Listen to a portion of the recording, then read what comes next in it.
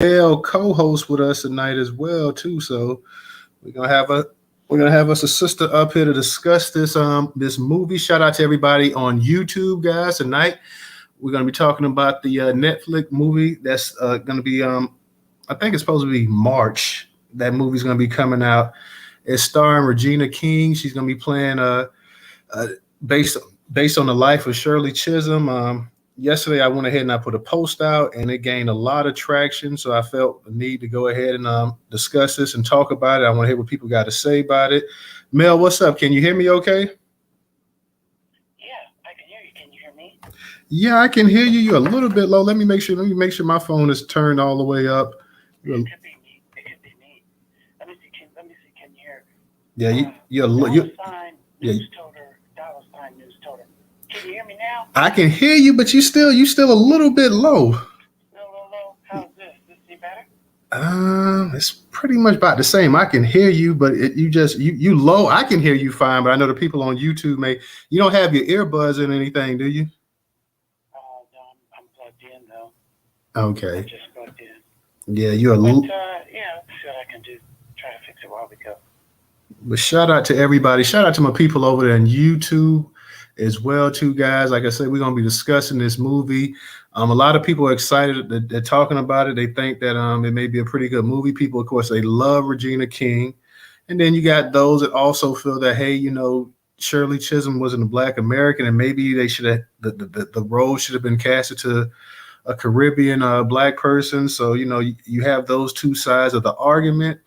Some people wonder, will Regina King do an actual good job of representing Shirley Chisholm? And I had to remind somebody on Twitter that, man, Regina King's been acting since she was Brenda Jenkins on 227 that I can remember, maybe before then. So you talking about somebody who's been acting almost 40 years.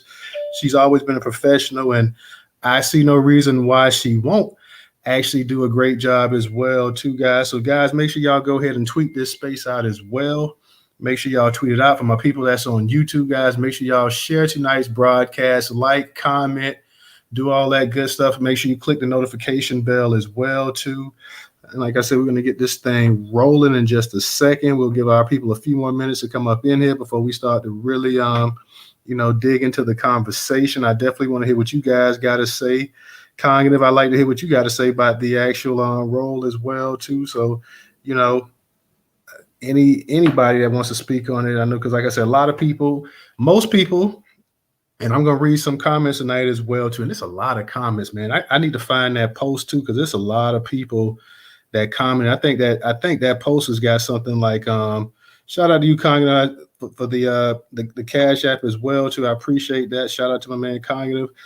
Let me see real quick if I can find that post. I want to put it because I think that post has something like 700,000 views on it or whatever. So let me go ahead. I want to put that up in the Jumbotron as well too. A bunch of different comments on there.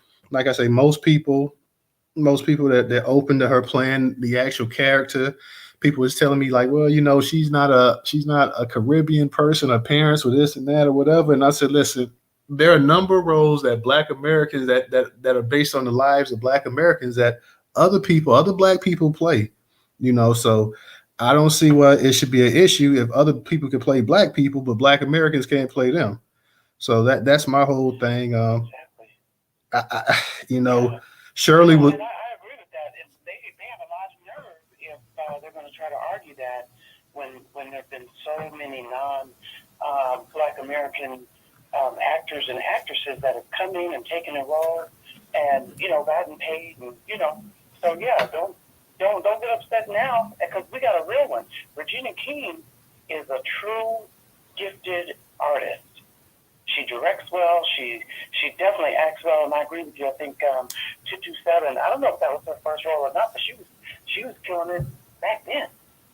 Yeah, she was Brenda Jenkins back then. She was young, and I mean, look at from where she's gone at now. I want to get everybody's opinion and views on Shirley Chisholm. I know some people felt that Shirley was. I heard people saying that Shirley was they felt she was divisive, and they felt that she was what was the word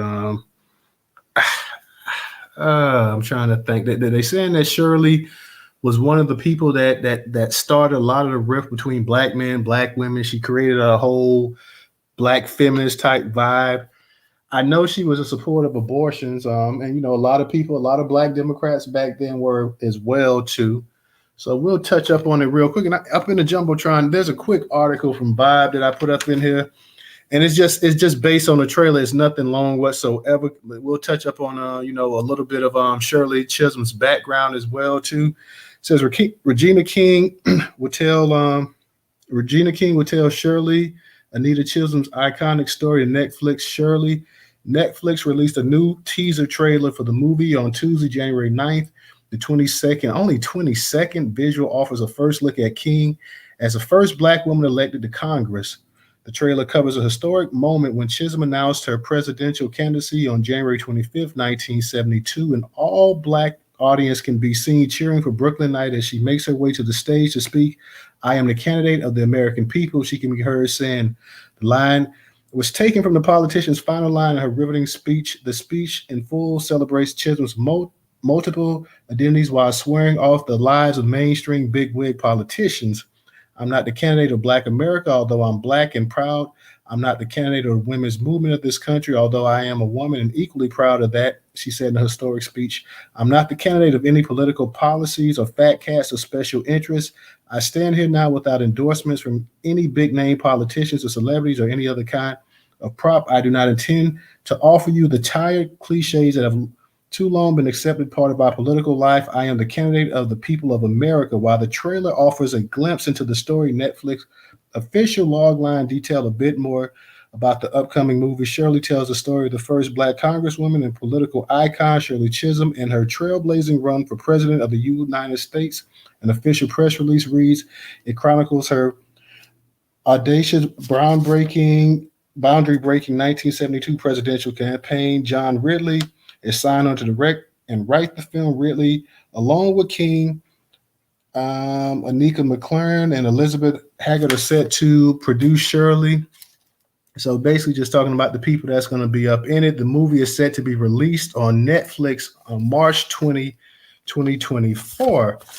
Mel, let me get what's your opinion about Shirley Chisholm, her legacy, and what she meant to Black America? A lot of times, like I said, when we talk about Shirley Chisholm, especially now in the social media area, some people give her props and her credit, while other people say, what, she was this, she was that. So, what's your personal opinion about Shirley Chisholm?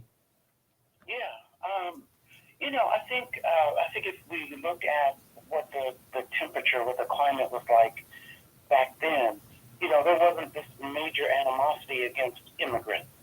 And so what I'm finding is that her parents immigrated here to the United States legally, I might add. And then she was actually born here in New York, Brooklyn, New York, as a matter of fact. And so what I'm reading is she spent ages 5 through 9 in Barbados, which is where I think her mom was from. Completely both of her parents. So technically, she was an American, because I was thinking, what's this immigrant talk? But yet she attempted to run for president, because that don't, at least back then, that one, that you couldn't do that. You can't do it now unless they change the rules with these new immigrant ways. But so technically, she is an American. She's a Black American, but she's not a descendant of chattel slavery. So there's that. But her, from based on her political activities, she wasn't like, what's our girl's name up there? Sheila. Sheila Jackson Lee. Yeah, she wasn't a Sheila Jackson Lee with it.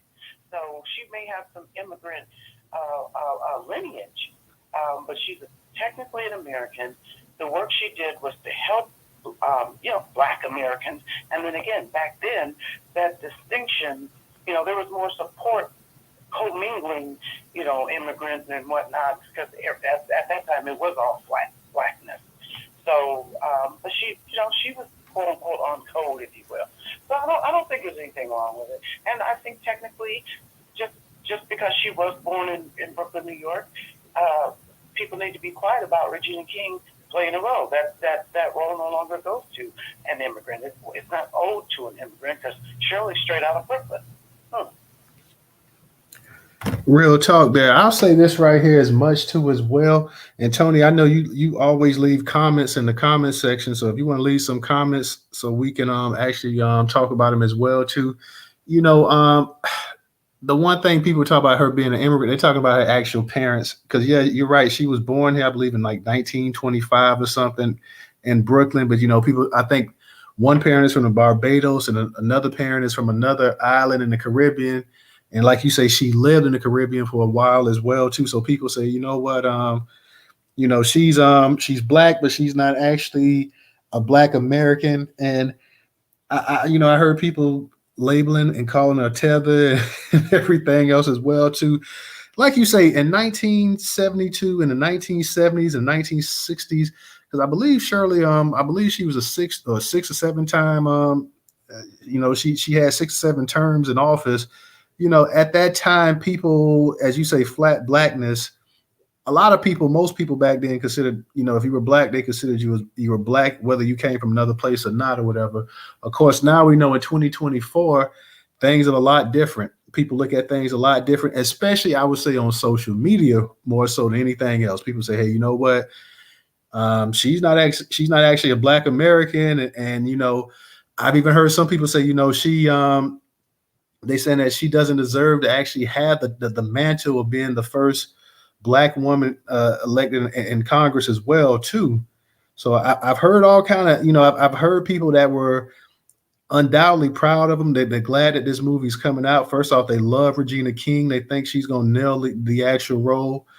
But then you had a lot of other people saying, you know what? And then here is the thing. You had so many people online too, you know, criticizing the way she looked, talking about her wig, that they need to fix that wig. And, you know, let's get Ricky Smiley to play and stuff like that. And I'm like, okay, I thought we were just having an actual, you know, a real conversation here.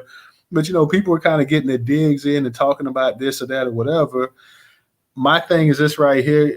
Like I say, I wasn't around in 1972, so I can't tell you exactly the political landscape. I don't know how big and how monumental it was for black people, you know, once Shirley Chisholm actually got elected into Congress. You know, I wasn't around.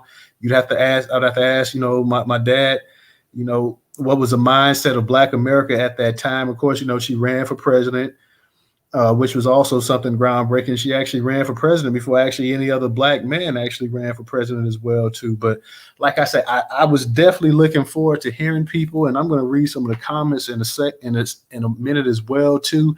And like I say, most of the comments, because it was so many comments, I can't actually even go through them. It was so many comments from that actual post that, you know, it's got like 249 quotes. So I can't even, the amount of comments that people left, and they were talking about the actual Shirley Chisholm, like because right now it has over 827,000 impressions. So a lot of people, you know, a lot of people said a lot of different things as well too. And I'm going to read real quick.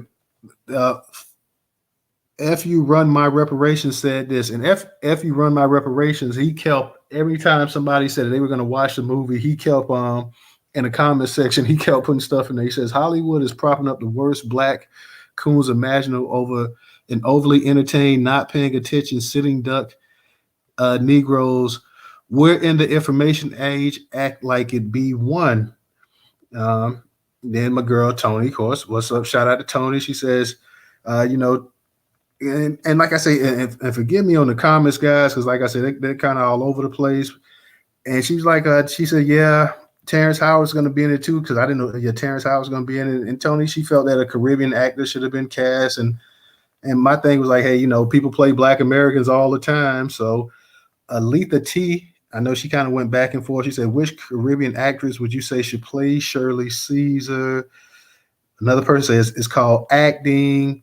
You know, so you had a bunch of people saying a bunch of different things. And I think this is Black Pressure. Black Pressure left something in the actual. Let me see if I can read this, because Black Pressure left a little something. It says Shirley Caesar is the first African-American woman elected to Congress.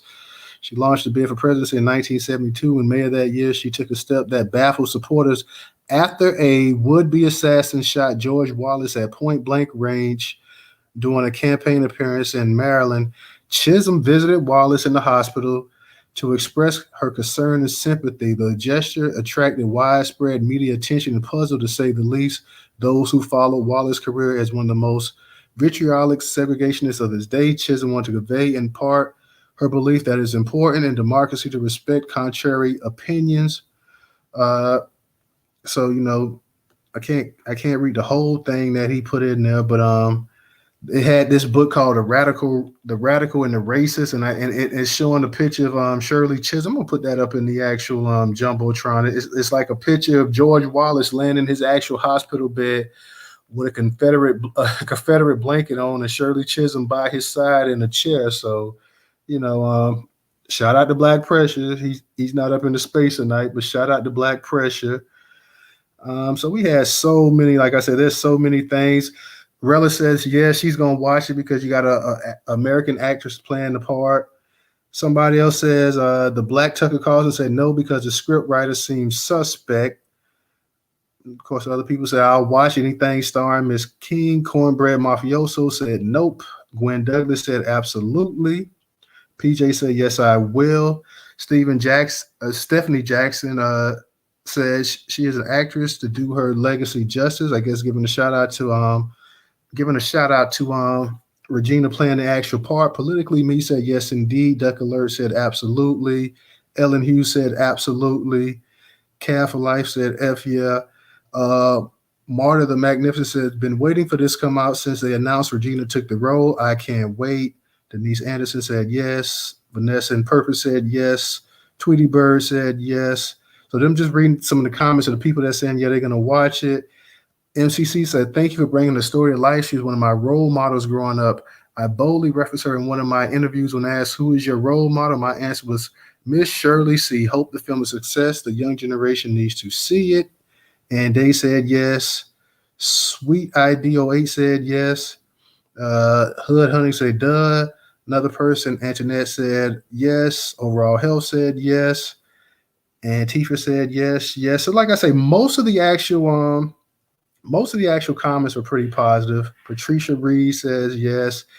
Natalie says can't wait. Did a Black History report on her in school.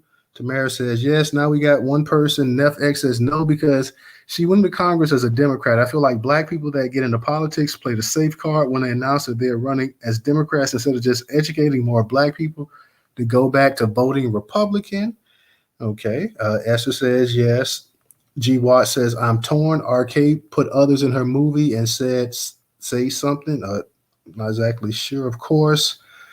Mary Bell Torres says Shirley Chisholm spoke at my junior high school graduation in 1972. Ooh, okay. So, that was a long time ago.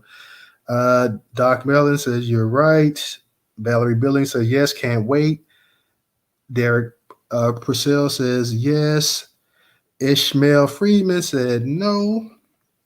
Darlene 215 says, can't wait. Darian Wood said, yes, indeed. Rick. Then you got somebody, Big Abaluth says, Ricky Smiley turned this roll down. Of course, like I said, you had people taking shots. Denise Daily Dose says, yes, we'll watch anything the great Regina King appears in. Laretha Johnson says, yes. A bunch of people saying yes, yes, yes. So a bunch of people, they want to see the actual film. So, I'm like I say, it's a lot of comments, so I ain't gonna read them all, but it's a hell of a lot of comments. More people than not say they want to actually see the actual film as well, too. So, I'm gonna be like this right here. I remember when The Woman King came out. What was that, last year? And I think we had a space on it, and most of the people said, no, I'm not gonna watch it. No, I'm not gonna watch it. I had a space just to see, and I was like, well, I'm not sure. I think I leaned towards not watching it. Then one night, I was chilling in the bed, and I said, well, you know what? Let me go ahead and watch this The Woman King thing. And I watched it, and I was like, okay, well, I look at it like this right here. It's a movie. It's worth critiquing.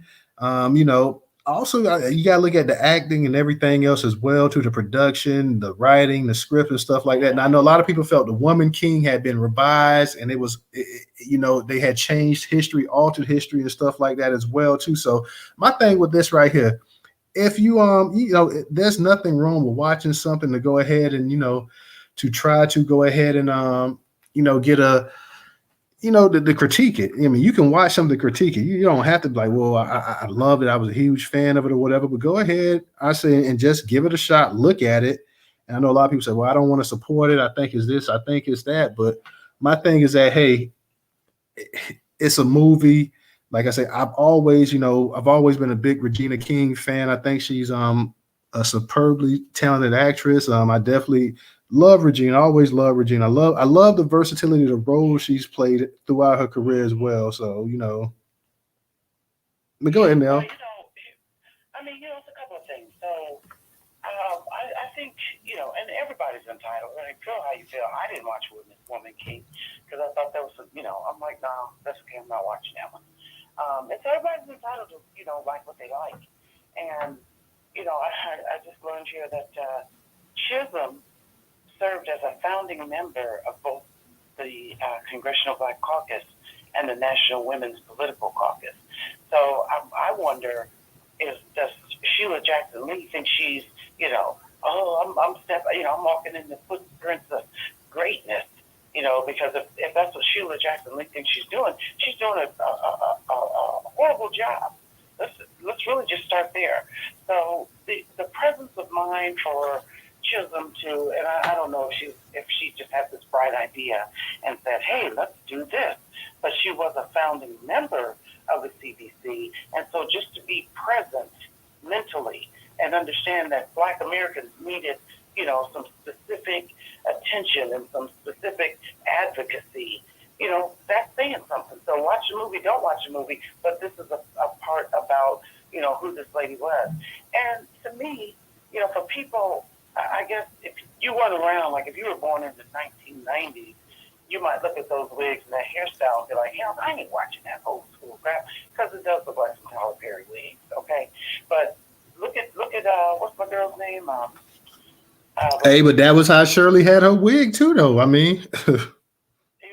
I mean, that was the style then.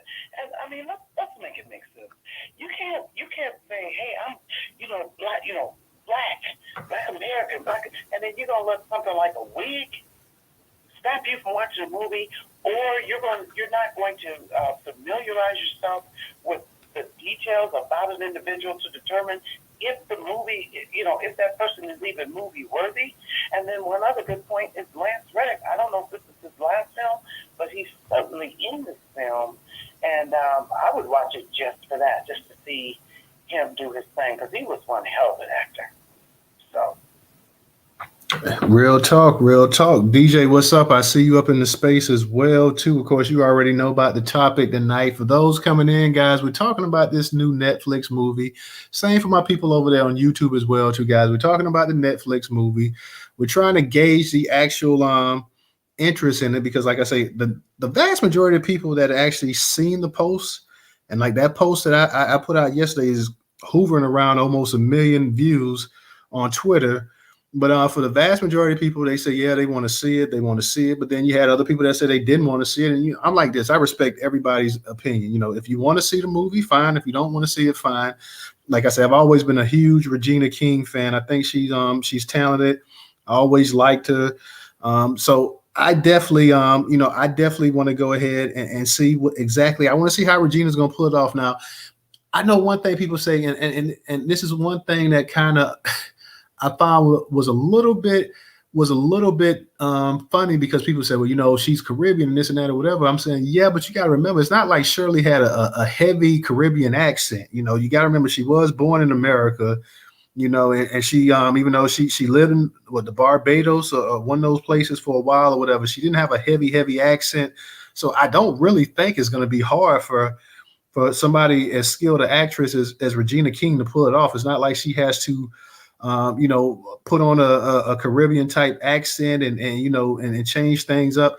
Hell, the way they made her up, if you've seen the trailer, if you've seen the actual photos and stuff like that, they made her up. I mean, where she doesn't look that far away, which says a lot, because Regina King and Shirley Chisholm look nothing alike. But hey, with the right hairdo and makeup and glasses and hat and everything and dresses and whatnot, people they're able to work wonders. So I want to see it. I mean, my I really, in terms of historical, and I mean, whether you like her or not, I think you do have to give credit that she did reach heights at that time that you know very few of, and she was the first.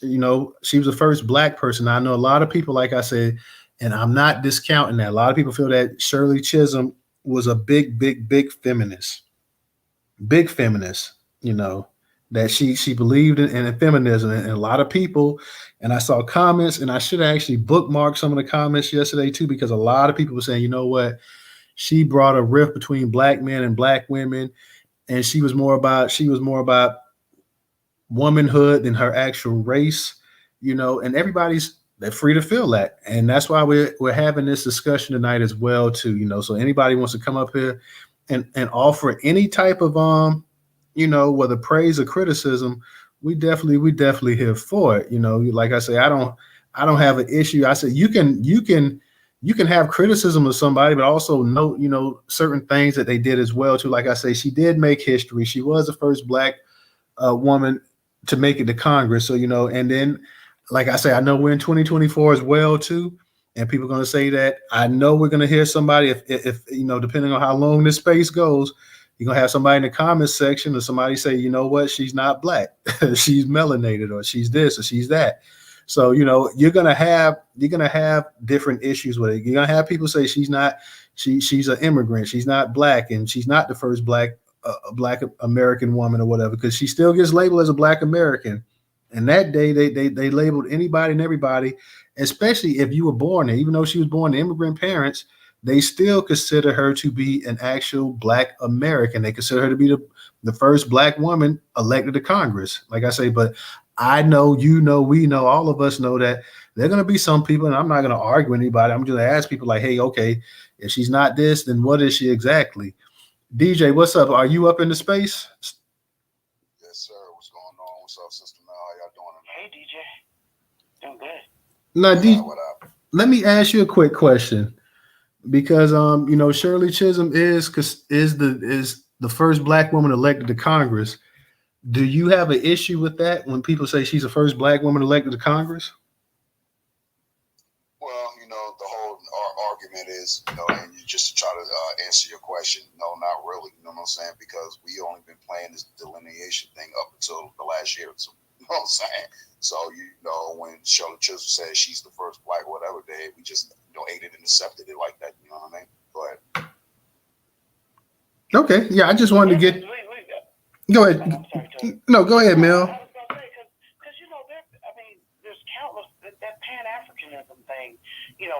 We spent a lot of energy promoting the relationships between immigrants and black Americans. We did that. Our ancestors did that. That was part of the thing. And it wasn't until we found out the hard way that, they get their behinds over here and then they turn on us.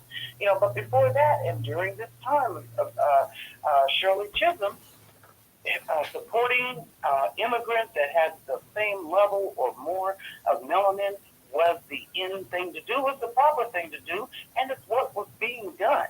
So, we can hate it now, but hindsight is 2020.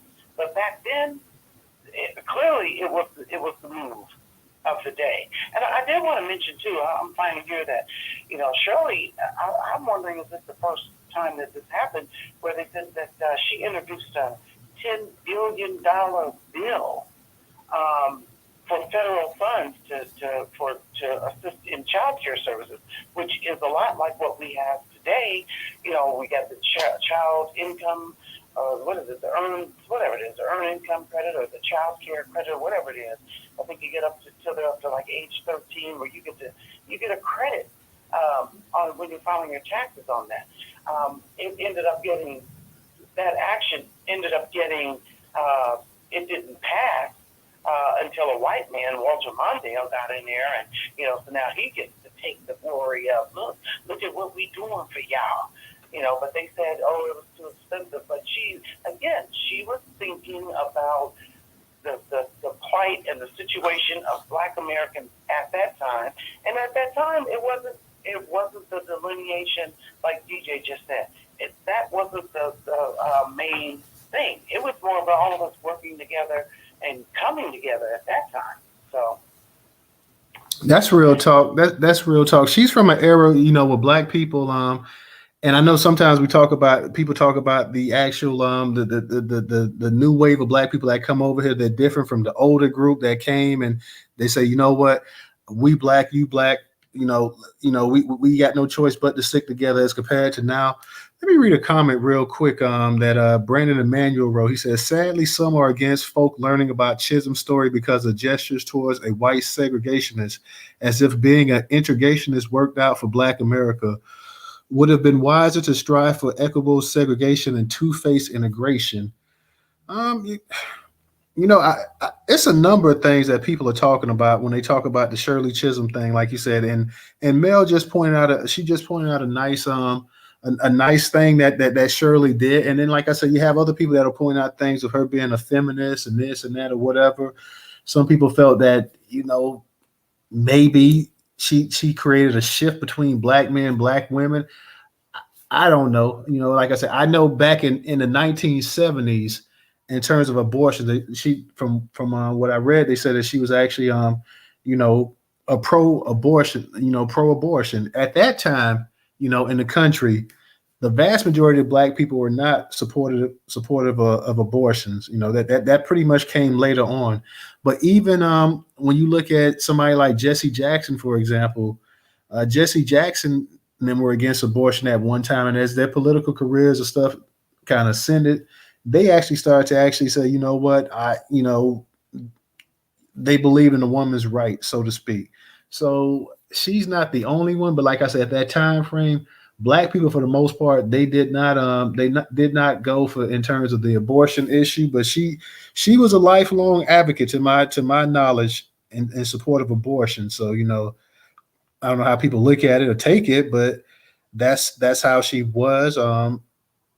Most of my family at that time, I would imagine they weren't really supportive of abortion, but as time went on and people started hoping that their favorite candidate could land in the office and everything else like that, they became more supportive. I saw the actual jump from black people in the 90s that were against abortion, that was against gay marriage and a number of other things. But then, when Obama came into office, certain things they say, well, it's an individual's right. And, you shouldn't tell a person this or that or whatever. A person has a right to do this or that or whatever. I don't believe personally you should do this, but, it was almost like, hey, I want to see my person up there in the political spot. So even though I don't particularly believe in this, I'll go with it because I want to see my person sitting up in the office, whether it's in the White House or it's in Congress, it's in the Senate or whatever, it's the governor's mansion. As long as I have somebody that'll represent me, I don't have to agree with 100% what that person says, but, I agree with enough of what they say to go ahead and vote that person in office. I agree with that. I think that's and that's even what we've got working today. Except now, we just get for Black Americans, we're just getting slapped in the face. They're not even offering us nothing, Republican or Democrat. They're not offering us a damn thing. So we and I personally believe that these elections are rigged and the people are cheating, and so that's where I'm at with that. Now I will say that for the people who feel like Chisholm was a feminist or whatever. Let's say here that Chisholm described herself as a representative of the people. And she says here, I'm not the candidate of Black America, although I'm black and proud.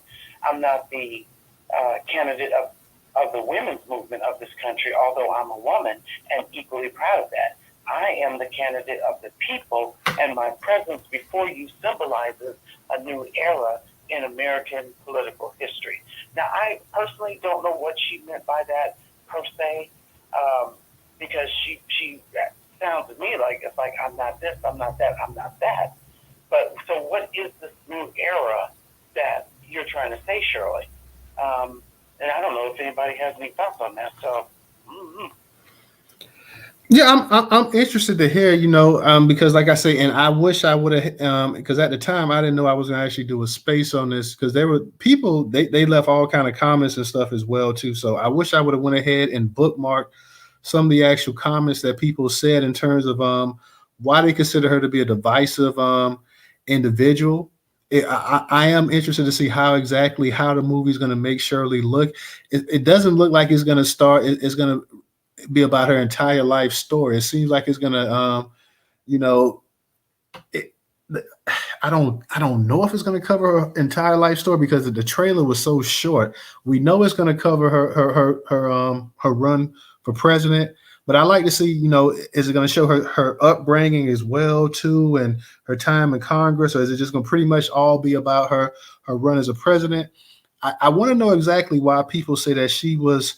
And I got my man Brother Moku up in here. Brother Moku, shout out to that brother. He's a historian as well too. For sure. Yeah, and Brother Moku, you get a chance, brother, definitely come on up here because we're trying to understand the legacy of Shirley Chisholm.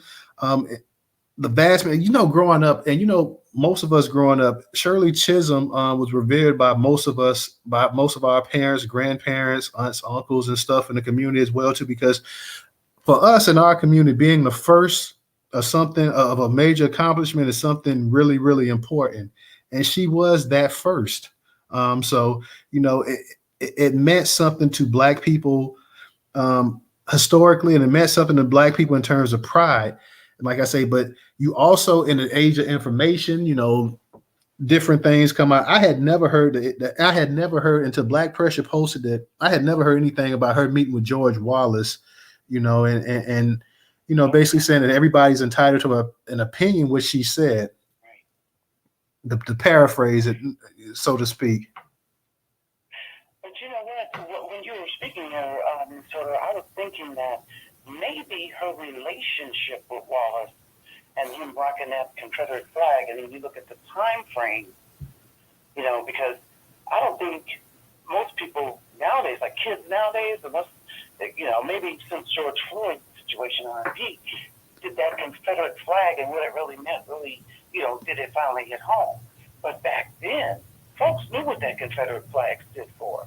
So for her to have this tight-ass relationship with them, maybe that's where the divisiveness, at least they attributing that to her, because she's getting along well as a Black woman with a Confederate dude. Back in the day, she's young. I mean, was they calling her a bed wench?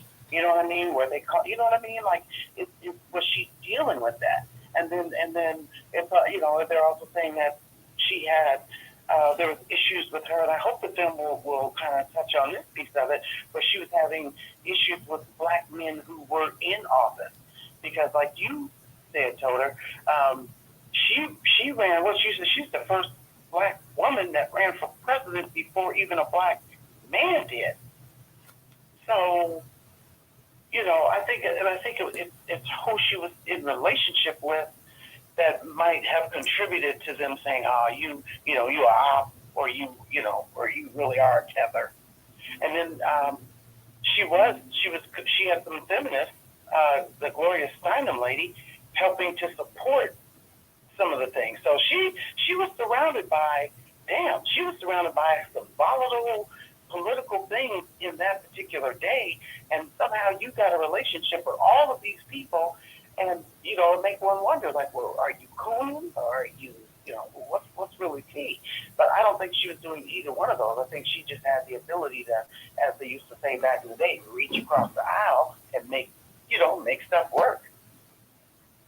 Absolutely. I'm gonna go ahead and get to K Dive, and then Mel. We'll all get back in, and anybody that wants to come up here and speak as well, too, guys. We're talking about the Netflix movie Shirley, starring Regina King, is set to come out in I believe late March 22nd.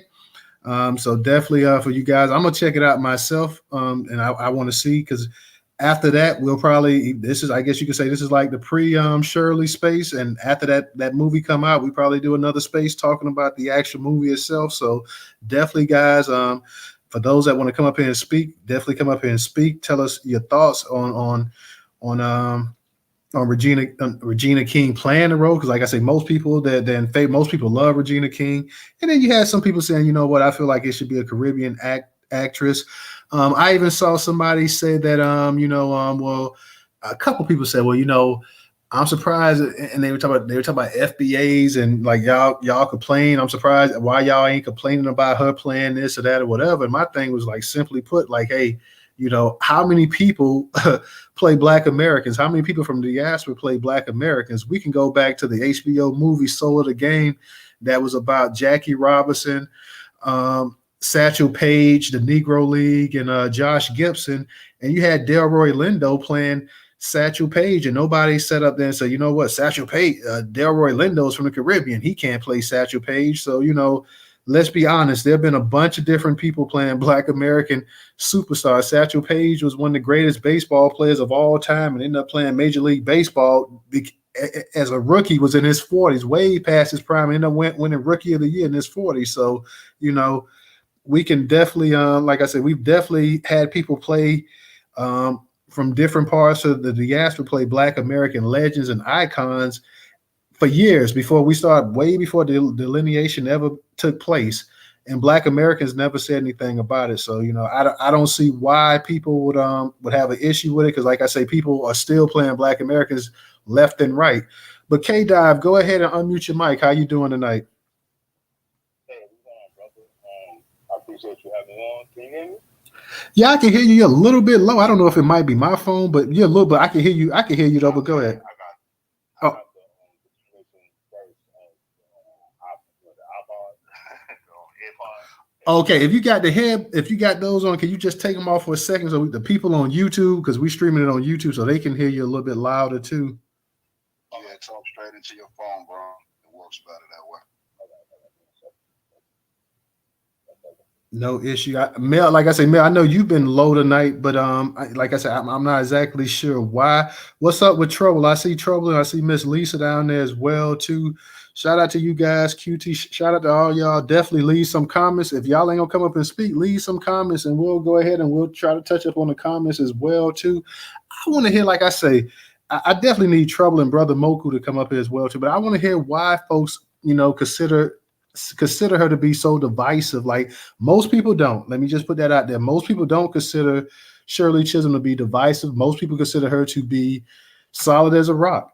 But then you do have a segment. I guess that's with anything in life. You're gonna always have the yays and the nays. So I just want to hear the opposite opinion of why they consider Shirley Chisholm to be a certain way or whatever. Because like I say, growing up, Shirley Chisholm, like that name was like royalty. But go ahead, K-Dive. How you doing? Hey, can you hear me? Can you hear me good? Oh, I can hear you great. Way better? Yeah, way better. Perfect. So when I seen your posting, I was I definitely heard of her. It's sad to say that I didn't research her. Normally I research a lot of historical Black the icons, and she's just one person I never kind of really get into. But I did a little brief research on her, and I asked my mom, because she's from that area, that's her district. So I said, Mom, and it's funny, my mother got the same name, so I had a joke like, hey, Mom, it's a movie about you, Shirley. So, and I asked my mom about how was her district. She said at the time she was growing up in that area, it was horrible. So something that I was thinking, I went to go get a brief research of this just briefly, and what I had kind of came across was, and if a lot of people actually do some more research on this feminist movement, we got to look back at 1961. Was a lot of groups, and I'm gonna say one group that was involved in funding the feminists is this Zionists. I'm just gonna be on real, and I'm gonna call it out. So at that time, if you really think about it and look at what was the agenda at that moment, they was putting political pawns in place for their own agenda, what they wanted to do.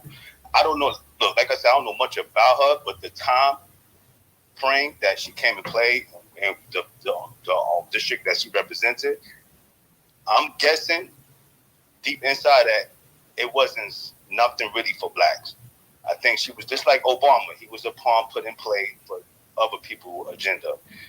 And I feel the same thing with her. As far as if you look at the feminist movement, it wasn't to advance the Black community. Because remember, after 1961, that's when the Black community was declining. As far as, of course, wealthy, like, because we never had it. But if you look at the family structure and the poverty and all that was declining even more around after 1961. If you're saying that she came in office in the late 1960s, especially in New York, in the style where a lot of black families migrated from the South, then that's something to look into, to look deep into and see what was her agenda. And y'all had said some things earlier where it's kind of making sense to me, where was she put there for the blacks, or was she put there to cause what's the word? To cause interrupt and far as the black communities and the black families. Because that's when a lot of things started to kind of rise up far as the government system towards welfare, fathers, black fathers, black mothers. So I'm just kind of constipating and try to see is they doing this documentary on Netflix, because at this point now we on going through the era where there's a lot of black females, DA, governor, government, district attorney. Is we at that point now? Is they trying to push that story as far as what she what they want us to see as what we should accept? That's my question. That's what I want to know. Yeah. Well, here's the only thing, and thank you, K-Dive, as well, too. Here's the only thing, though, is that I don't think you really have to push it, because if you turn around and you're looking at governors and mayors and women in Congress and Senate and everything else as well, too. So if you just look from, 1972 up until now, well, you look at the amount of black women that's in actual politics and stuff, and then you throw in white women, Hispanics, and everything else like that. Like, yeah, that's pretty much, that's a reality, for the most part. It's come true. True. Dollar sign news toter. Well, you said that, Toter. And you know what? What's your name? K-Dine. That is such a good question. I love where you're going with this. And that is so fair. That is fair. But here's the thing. King. Yep. You there, Mel? King has. Yeah. I'm sorry. Yeah. Oh, cool. Phone's ringing. Okay. Yeah, we can hear you. Okay. So, since 2012. Regina King has been trying to get this movie made. So she's finally getting it done. And then you also got to bear in mind that, the Obamas, before they left the White House, they were already working it out with Netflix to do a gang of movies. So I'm not surprised that we had, that one movie that came out, I can't remember it, Something They Leave Behind. What's the name of the movie with the ship that landed and had the name of the first transatlantic slave ship on it? Y'all was just talking about the Brother Brooklyn. Y'all was just talking. You talk about the Woman King. Left behind, leave behind, Oh. something like that. Yeah. So they had, the Obamas were affiliated with that. They had a gang of movies that they were prepared to do as soon as they got up out of the White House. But that's a good question. And then here's the biggest thing I think we need to understand is that what this really is depicting is what the situation was at the time. You're looking at Black Americans, getting to the point where they're making good money, good jobs. This was before Reagan and them pulled up and said, "Oh, let's get crack on the street because these Black Americans, they're about to succeed in life." Right around this time, they had come up with this report that said, "Shit, we don't." Oh, I'm sorry, Tyler. They came out with this report and said, "Well, my God, we can start getting rid of these prisons because people are working and living so good that they're not going to commit a crime. They don't need to. They're working." And so they went through, the powers that be went through all kind of situations to make sure that they had a way and a reason, and which is no reason at all, to keep people in prison. So when you look at all of that, you look at us trying to the first this, the first that, the first this. One thing too about this Chisholm, Shirley, is that it's saying here that she was a forceful advocate for the Equal Rights Amendment, and that amendment wasn't specifically for women; it was for humans, just for people. And a forceful advocate for it. They gave her some pushback about, well, okay, if you want to have equal rights, then women they're going to have to sign. They're going to have to sign up to be drafted like the men are. And it says here that Shirley told them that if there was a draft, yeah, it wouldn't be no problem for women to serve, and that probably some larger, stronger women might perform better in the infantry roles than some smaller, weaker men. So Chisholm wasn't cutting no corners. She wasn't, worried about whose toes she stepped on. She wasn't playing that sensitivity game. But back then, there were a lot of things that black people had not accomplished in that time. And so, although I think that's a good perspective that you're coming from, K-Dive, I think that, at the time, there wasn't a reason to try to pit the folks. We were trying to get our advance going on. I hope that makes sense. Can I reply to that? Yeah. Yeah, go ahead. This is the whole thing. Like you just said, like y'all kept saying certain things. So, because I did a little more research on, on feminists. I don't know if this is the first wave. I think it's the second wave. I'm guessing. But after second wave, this comes in from the JFK. I'm not gonna go too deep with that shit. That's a whole other subject. But why? And after he got assassinated, it was like we had this group of entities coming in play, wanted to kind of bend the world. I mean, in our country, they want to bend into that's going to give them their own agenda and what they wanted to do. And the first thing, this is a document. I can actually look for it. They got to get us out the way, right? And the only way to do that is really to get the women against the man. Like y'all said earlier, I don't know nothing about her, but when y'all keep saying things, it's like, man, y'all hitting it right now. Because who can we use for our puppet to dismantle the black community? Because these motherfuckers keep whining about they want this and they want that. Hey, K-Dive, try not to curse, but go ahead. Sorry, pardon me, bro. So, what can we do and this go back to George Soros, what he been doing with now. He funded the Black Lives Matter. He funded a lot of our politicians, black politicians, as far as like Amy Baggy and this girl here who's one like after Trump. So if you look back at everything that's been going on after 1960, because remember after 1961, things started really fall apart for what we was fighting for. Then you got the Martin Luther King getting assassinated, JFK getting assassinated, things like that. That was kind of drawn towards our own way, like what we had trying to use for us to gain a community that was going to pretty much advance us. So now it's like you got these different people coming in play, and I think she was put in play because at that time in the late 60s, you already went through the feminists. We kind of touched that already. So by the late 1960s, what's the best thing to do? Put somebody in a position where we would look up to. But you know what? K-Dive, and boy, I'm telling you, you're hitting on all points right here, because what you said now with the first wave and the second wave. So in that first wave, you had Sister Soldier, you had Sojourner Truth. Well, not Sister Soldier as we know, but Sojourner Truth. And I can't remember that racist lady's name. Oh, it makes me mad. But you had them, and they wanted to manipulate the black women and any leader, which was Sojourner Truth, of black women.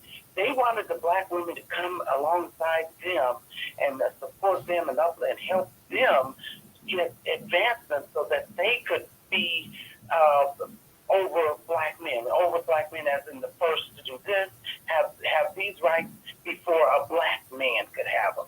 So that was all that was the objective during that first wave.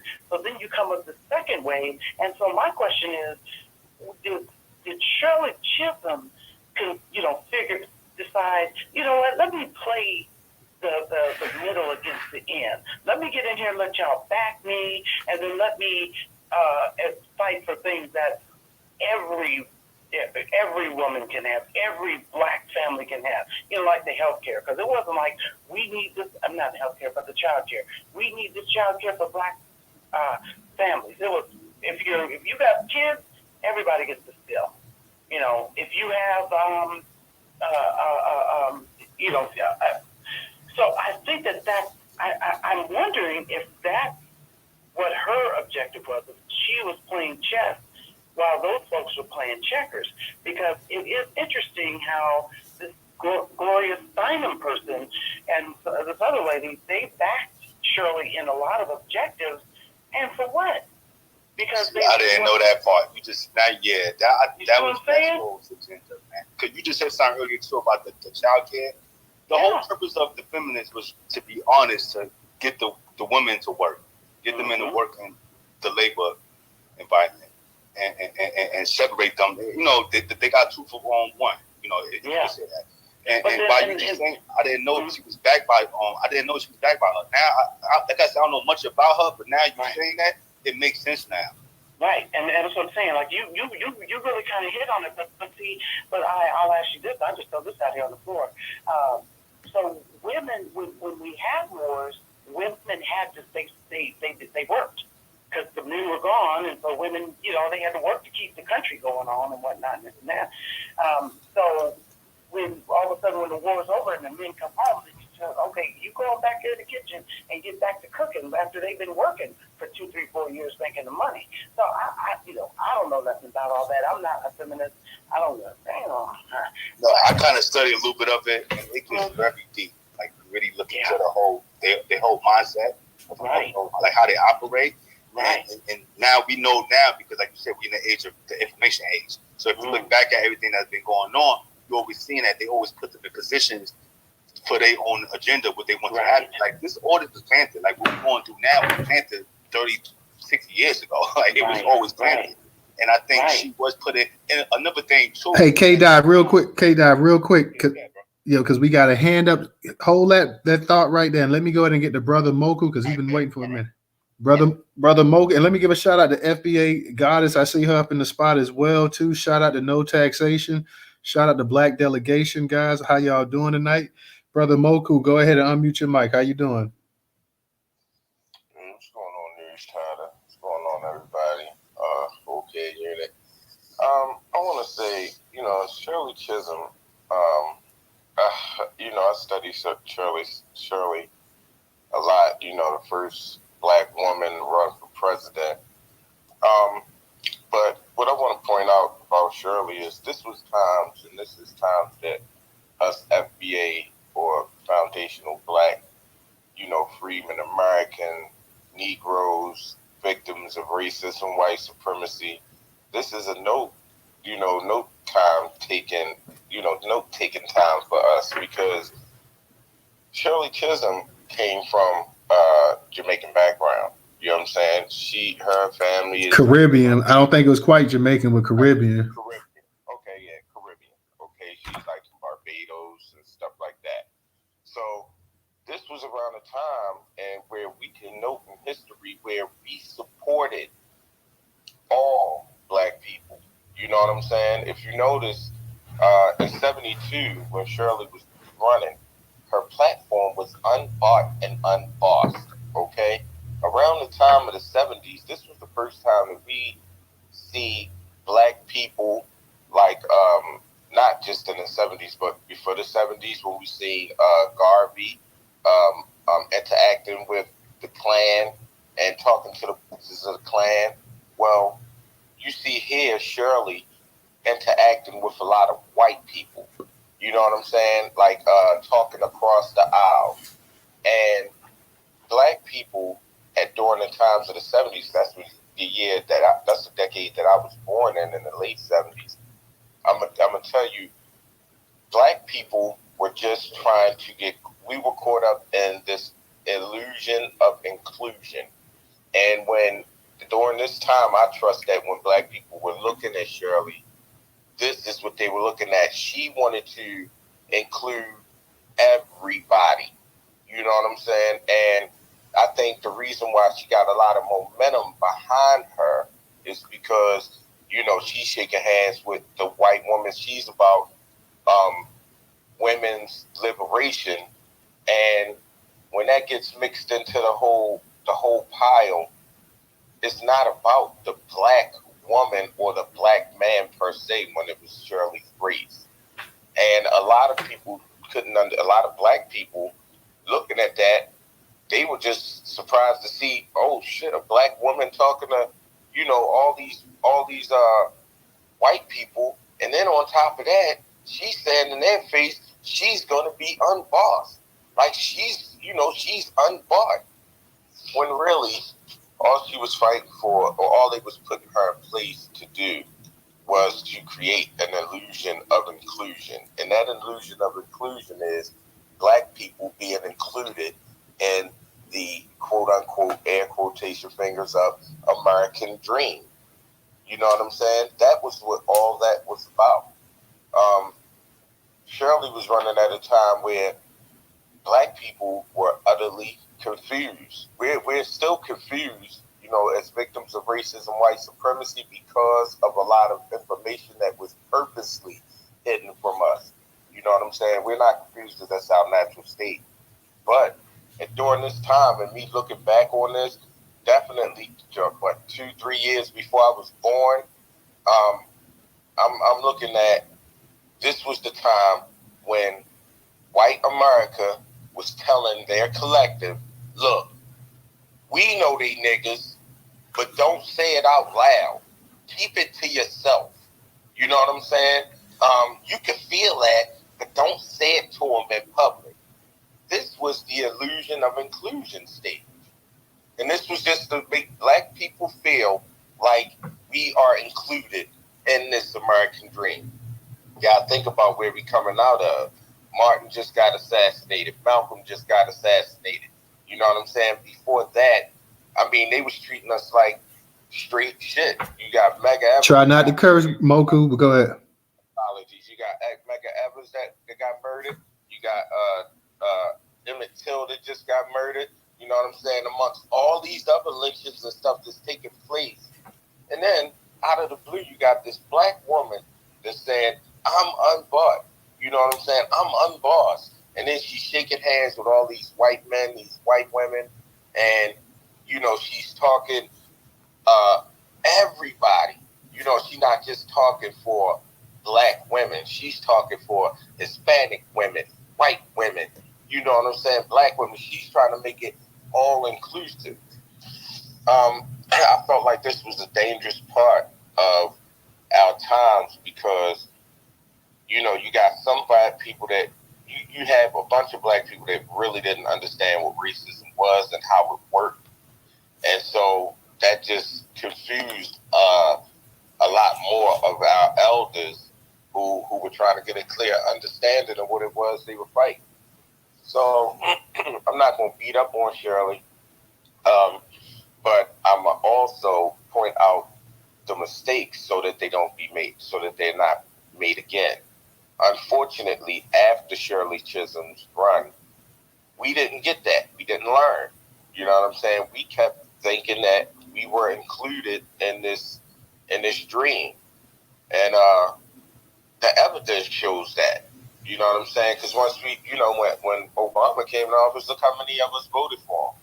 You know what I'm saying? And look how many of us couldn't explain in detail why it wasn't a good idea to vote for Obama. You know what I'm saying? We were still confused. So Shirley, I think she did, as far as her accomplishments, I think she did what she did, but it didn't work. I gotta ask you quick before you leave, Moku. I want to ask you a couple quick questions, and I'm just gonna throw them out there. Do you feel Shirley?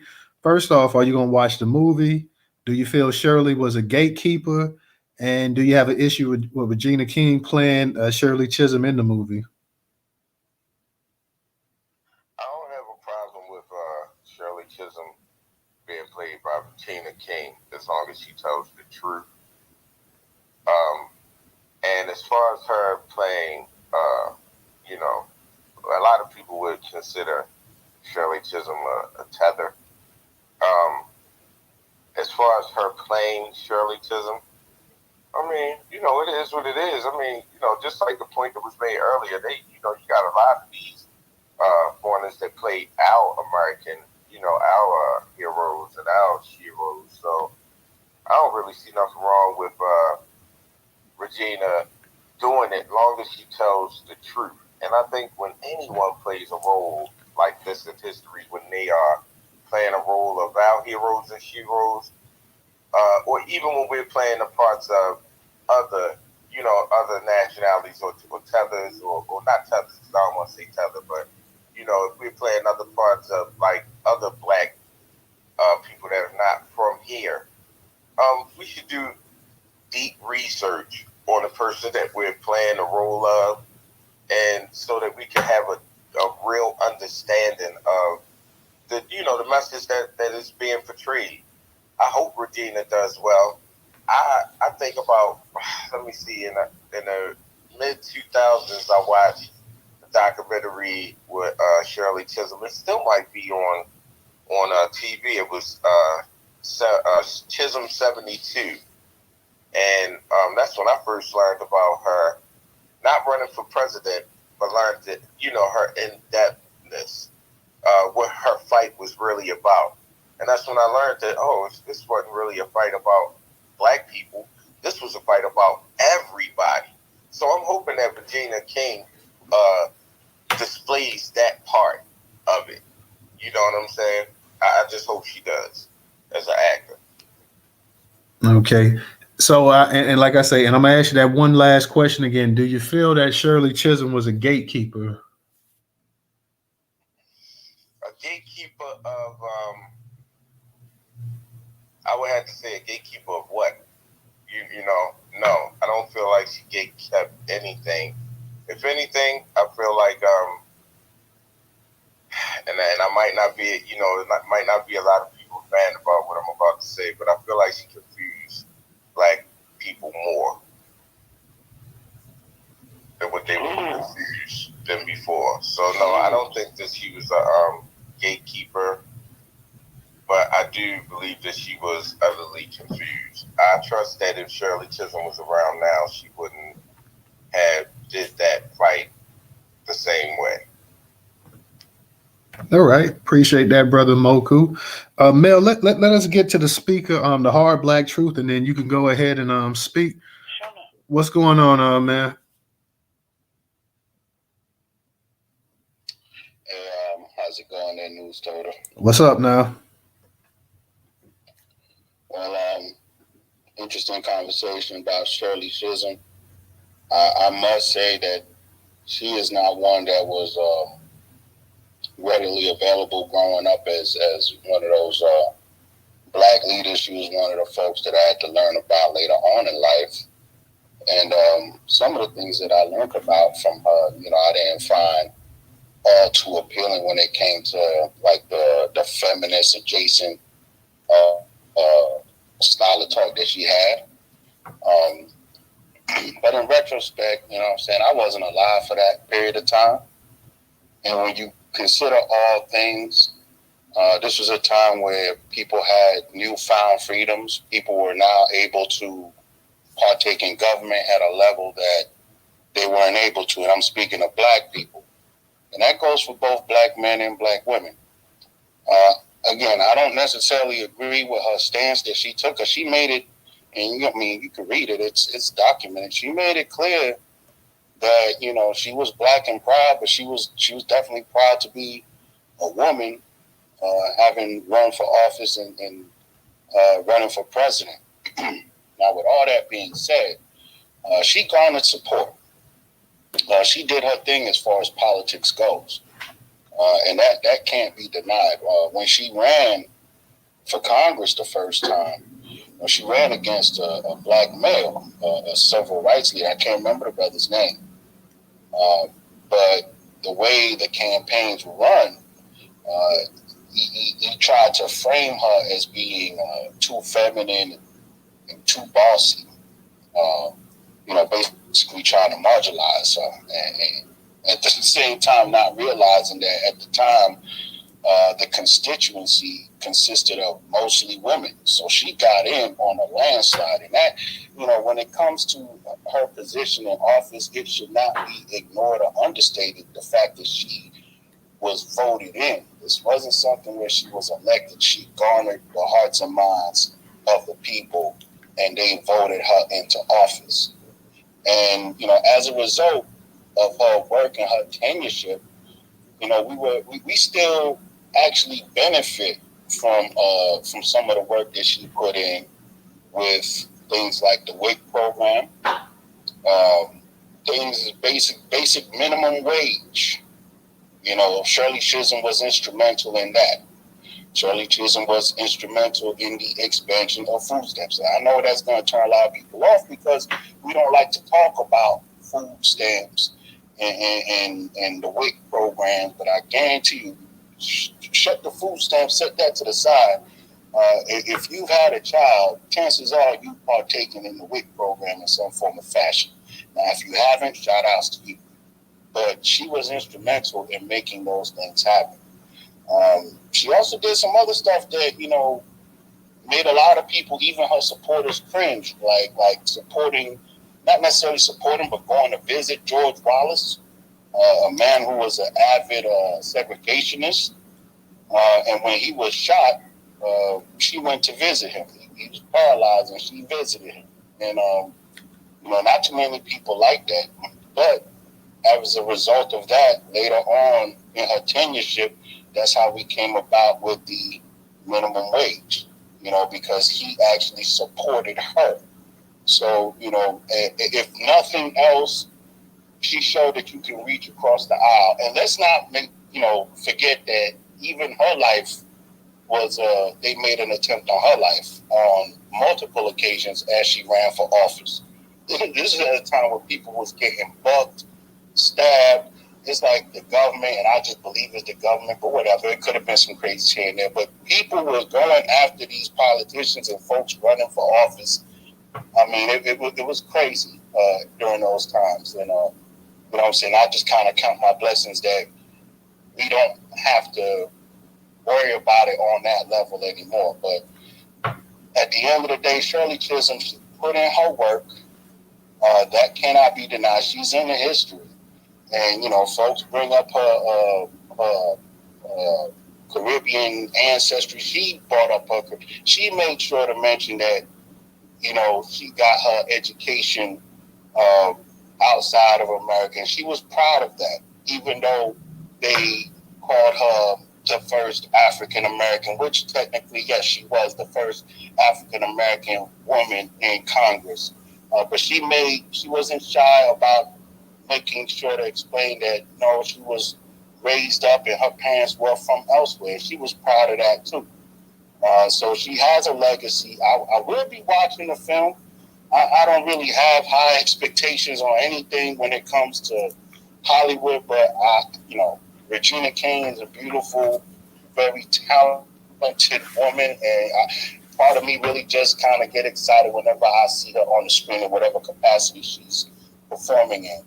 And to see this woman's story, who, again, you know, me growing up in New York, I would expect that I should have learned about her in my early youth. I didn't. So to know about her later on in life and now be able to see a movie with a profound Hollywood actor representing her, you know, I'm happy. I'm elated, and I tamper my expectations, and I think I'll be just fine. But yeah, shout out to Shirley Chisholm. Shout out to Regina King. All right, appreciate that. So eloquent. Yeah, thank you. So eloquent. Everything you said. Oh my God. Yeah, that was definitely. I appreciate you coming up here, Hard Black Truth. Let's go ahead, Mel. Go ahead, and then we'll get to the speakers. We'll get to Brother Moku. We'll get to Black Precious. Shout out. I see Marcel up in the space. Oh, I see my girl Trouble up in here too. Shout out to Trouble, Mel. We gotta get you louder on here too, though. We got to, Mel. Okay. I'm doing the best I can right now. I don't know what my issue is, but yeah, Hard Black Truth. You said it. You said the daggone thing, and you know, when I was thinking when Brother Moku was speaking, and when Hard Black Truth was speaking, this to me, all of this insight that everybody that's come up on the stage and shared is a good reason to go and see the movie, because we might actually be able to see the handbook that the dominant society be using. Because they don't change. They don't change the game. I know the book is worn and the pages are tattered and some of the corners are flipped over, or whatever. But this might give us some really good insight to how they do what they do. And so instead of us, seeing it after the play is run, you see what I'm saying? We might gain some insight on right when they're turned to the chapter. We might even be able to get in front of their objective just by watching this, because everybody shares the stuff that just, I feel that Shirley Chisholm was, with all of the people that she interacted with, I think every person had an objective to use her for their own objective, but Shirley turned the game around on them and got a lot of her stuff done. So, I mean, that is reason enough to go see the movie. So that's all I want to say. Hey, Mel, real quick, did you check for any updates yet? I don't know did you check for any updates on your phone through the app store? I was trying to. I might have to call DJ because I'll check it. You low for real, but we're gonna go ahead and we're gonna move it around to the speakers. But yeah, check if you gotta drop down, check and see. I don't know if you got Android or you got iPhone, but I got Apple all day on. Okay, well, excuse. Is this coming any better? It's still the same, but I would say you check for the updates because it's low though. Everybody else is coming through loud and clear, but let me go ahead. Brother Moko, I'm gonna get to you, but let me go ahead and get to the new speakers. Let me go ahead and get the Black Pressure and Trouble and No Taxation, and I'll get to you. Black Pressure, and Black Pressure gonna be quick as I don't know what too. But what's up, Pressure? Hey, News, what's up, fam? What's up, Black fam? Hey, do me a favor. Something literally just came up. Can you skip to the next guy and come back to me? It's gonna take me about 10-15 minutes to finish this right now. No problem, I got you. All right. Let me go ahead and go to Trouble. Trouble, go ahead. You got it. How you doing tonight? Hey, Newstoter, I'm doing fine. Shout out to everybody in the room. Hope you're doing well, Toter. Yes, ma'am. Hi. Yeah. Got me in the clear. Oh yeah. So I didn't come up before because I don't really, to be honest with you, know a whole lot about Shirley Chisholm, except for a little bit of excerpts here and there. So I really don't want to comment too much. But Hard Black Truth came on, and like Mel said, I appreciate what the brother had dropped. I'm picking it up. He said a whole lot of truths, and it definitely gave me something to think about. And then Mel came right behind him, and she backed it up with a few more things that I was actually coming to say. He said something about her stating that, how she came in and wasn't necessarily a black candidate, for the black people. And she did state that she was for, said something about women. But the quote that it was that she stated, "I am not the candidate of Black America, although I am black and proud. I am not the candidate of the women's movement of this country, although I am a woman and I am equal to that. I am the candidate of the people of America, and my presence before you now symbolizes a new era in American political history." I think with that, to a certain degree, that was Shirley playing chess and not checkers, because she was appealing to more than just Black Americans by letting everyone know that she was black and she was proud, but she was here for everybody. And to a certain degree, if we're honest about it, that is one of the best ways that a candidate can come through, so that they don't alienate potential voters that they have coming to them. Now, I know a lot of times we want our candidates, our black candidates especially, to just come out, speak directly to Black America. But in a political game, when the objective is to get as many votes as you can, you have to be appealable. You have to appeal to everybody to a certain degree. And like the Hard Black Truth said, she got a lot of her stuff. Well, like Mel said, but in respect to the Hard Black Truth, she got a lot of her stuff, done. with the WIC programs, the educational programs, the thises and the that was all able to be accomplished through some of that. I also wanted to say that a lot of people, everybody who comes into the political game comes in with their own agenda. And I don't care if you are a woman or a man, you have certain things that you champion in your personal life that you want to get accomplished when you get up inside of Capitol Hill.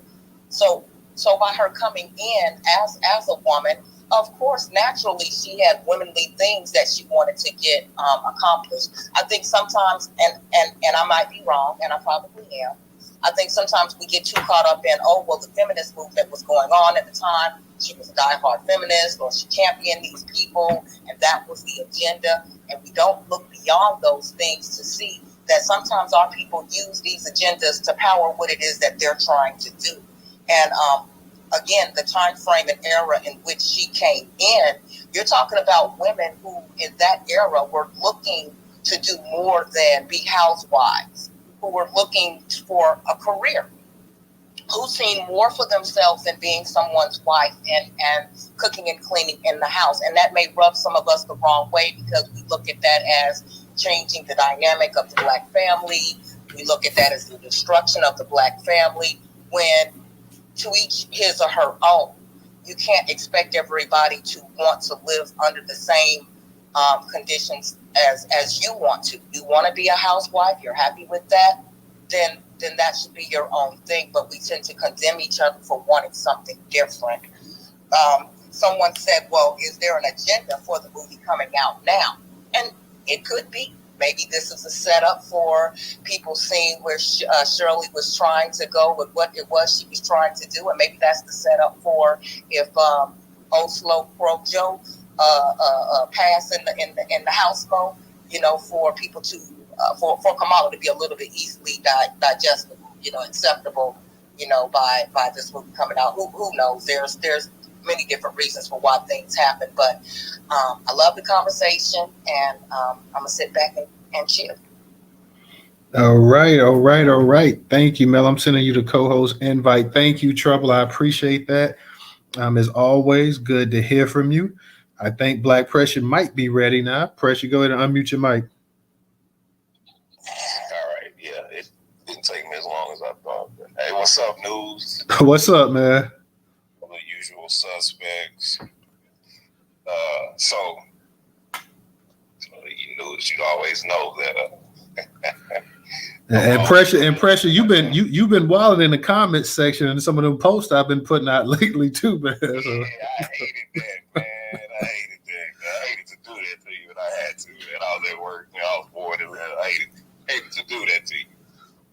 But so of course, my point of vantage about Shirley Chisholm is going to be the total antithesis from what all the speakers have spoke about tonight.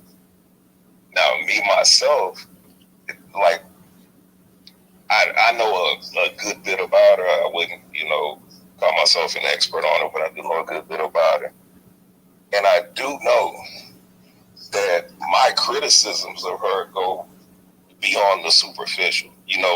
Just like Trouble said, you talk about politics. You can literally have criticisms about any politician that ever existed. But like I say, mine with her go beyond the surface, because you're talking about two people that came from the same bloodline, where, both Black people with the, same common ancestry. So in my personal opinion of Shirley Chisholm, it's a negative.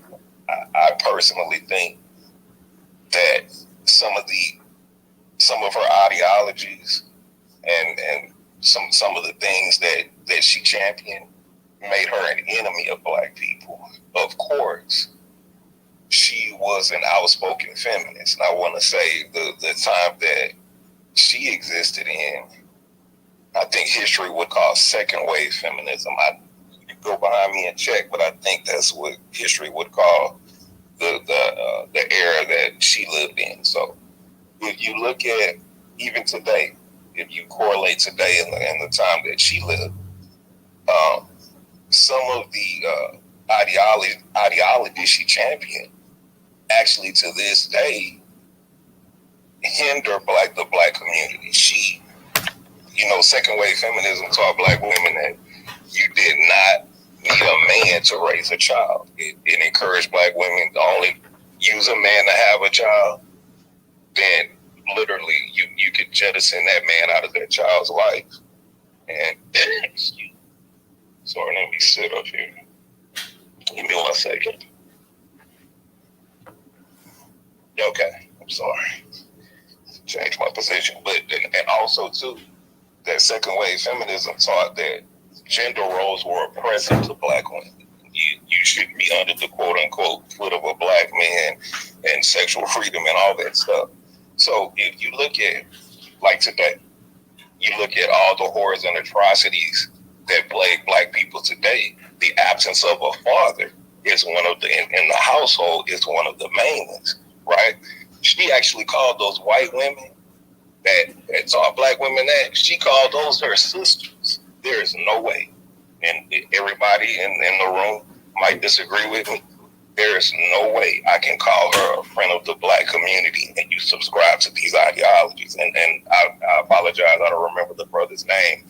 He brought up George C. Wallace. This man was a fire-breathing anti-black racist. And in my personal opinion, the dude that tried to kill him didn't do his job. He should have killed him. And you went to go visit a man that wished death on your bloodline, and you went to go visit this man in the hospital, and black people have the unmitigated gall to call this woman a friend of our community? I think not, but I'll mute up and listen. All right. Thank you, Pressure. Thank you. Let me go ahead and get to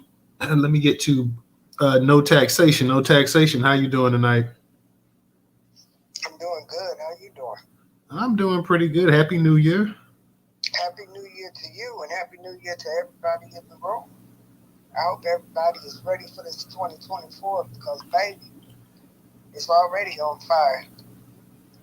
I don't really have an opinion about Shirley Chisholm. She came at a time when, and somebody spoke about it, she came at a time when we were in flux in this country. The country was in flux, but, our people, were really trying to figure out where do we go from here. And she was a feminist. She was a feminist, and I think that was kind of a turnoff for me. I know that there's a line out here that they say that black women back in the day were attracted to feminism, but that's not what I saw. In fact, what I saw was that we were not feminists because we were black first.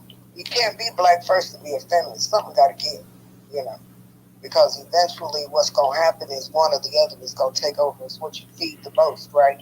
And she fed that feminism thing the most. I came up here to correct the history, and I didn't even know that the history needed corrected until he said it. The Women, Infant, and Children's Program, the WIC program, which came out of the food stamp program, had nothing to do with Shirley Chisholm except for the fact that she fought for it to get it in her district.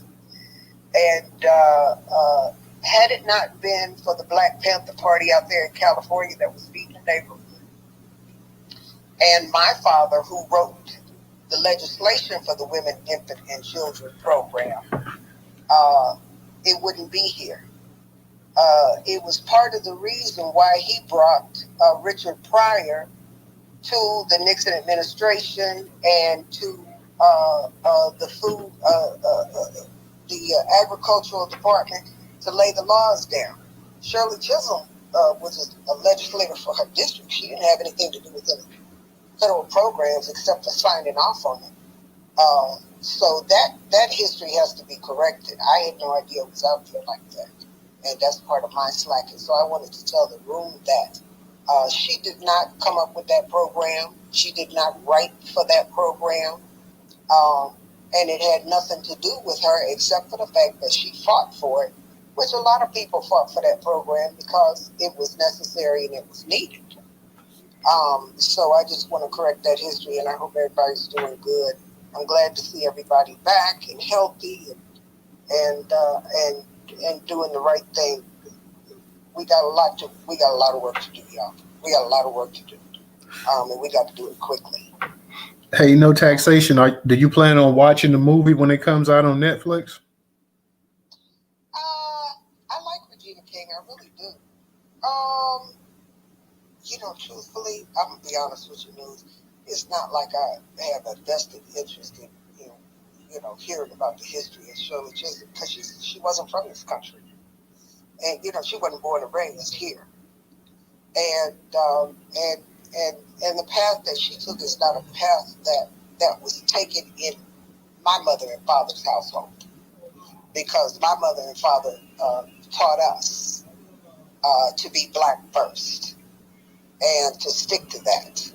And so her way of helping Black folks move forward, and my parents' way of helping Black folks move forward was vastly different. And so I don't know that much about her, and I don't know that I'm interested in knowing that much about her, if you want to know the truth about it. So I'm just going to leave it there. Thanks. Okay, no problem, no taxation. I'm gonna watch the movie. Like I said, I'm gonna watch it. I want to see exactly, what it is. I like Regina King. I think she's a good actress, so I want to check it out. And then we can critique it, and then probably hold a space on it and talk about it as well too. So I'm gonna definitely, I'm gonna check it out when it comes out. Brother Moku, go ahead and unmute your mic. You got it. I mean, and then to add to the conversation, something I forgot to mention earlier, we're talking about a woman that as a child loved Theodore Roosevelt. You know what I'm saying? I mean, to me, knowing the history of Shirley Chisholm, especially today, I think she would be with a white man.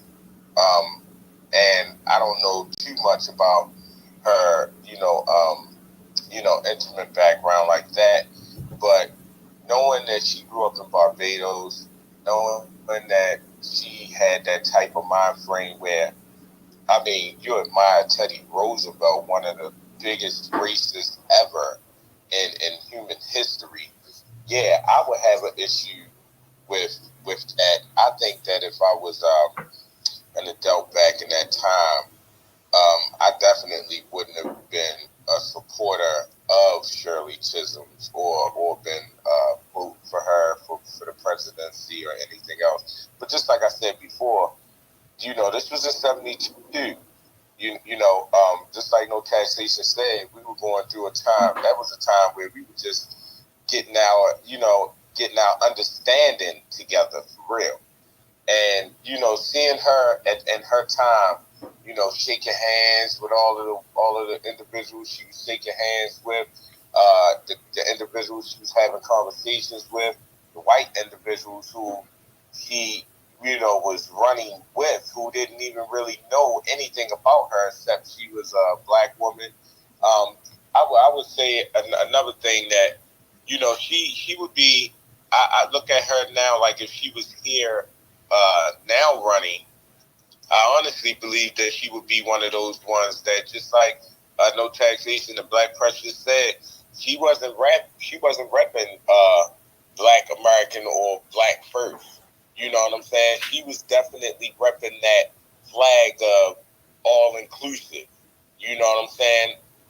Blue Lives Matter type person. I mean, even looking at how she looks. When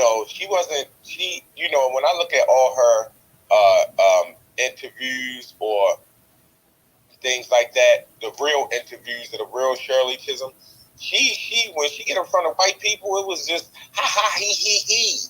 You know what I'm saying? It was that illusion of inclusion is dangerous. So I just wanted to add that too. We talking about a lover of a white man. You know what I'm saying? Her and her sisters loved Teddy Roosevelt. Like, that should be a motherfucking ding, ding, ding right there. Excuse my breath. That should be a ding, ding, ding right there. All right. Appreciate that, Brother Moku. Let me say this part right here real quick. Trouble made a point that, to a degree, I agree with her when she's saying that when we're talking about Shirley Chisholm in politics back in it would have been the 60s, you know, when she started to actually come in, you know, started getting rolling in the 60s, that, you know, in order for her to actually make it into politics, she would almost had to have an all-inclusive type mindset, because if she, first off, let's look at the era and the time frame that we're in. We're in the 60s and the 70s and stuff like that. So I'm not exactly sure how an all black agenda would have played out with a black woman back in the 60s, you know, in terms of getting elected and everything else as well too. So she kind of had to, you know, at that time, and I'm not going to sit up and excuse it, because like the Black Precious said, the thing with George Wallace, you know, that part I don't understand whatsoever. George Wallace, there's no telling how many black people he got killed with his rhetoric down there in Mississippi. I see my girl Mel is having trouble too. Mel, if you can, I don't know, Mel she comes up, but then she's coming down. Mel, if you come back up here, if you and just don't worry about the sound. You cool, just come back up here. You get a chance. Because I see Mel, she dropped back down, but the George Wallace thing, I totally don't understand.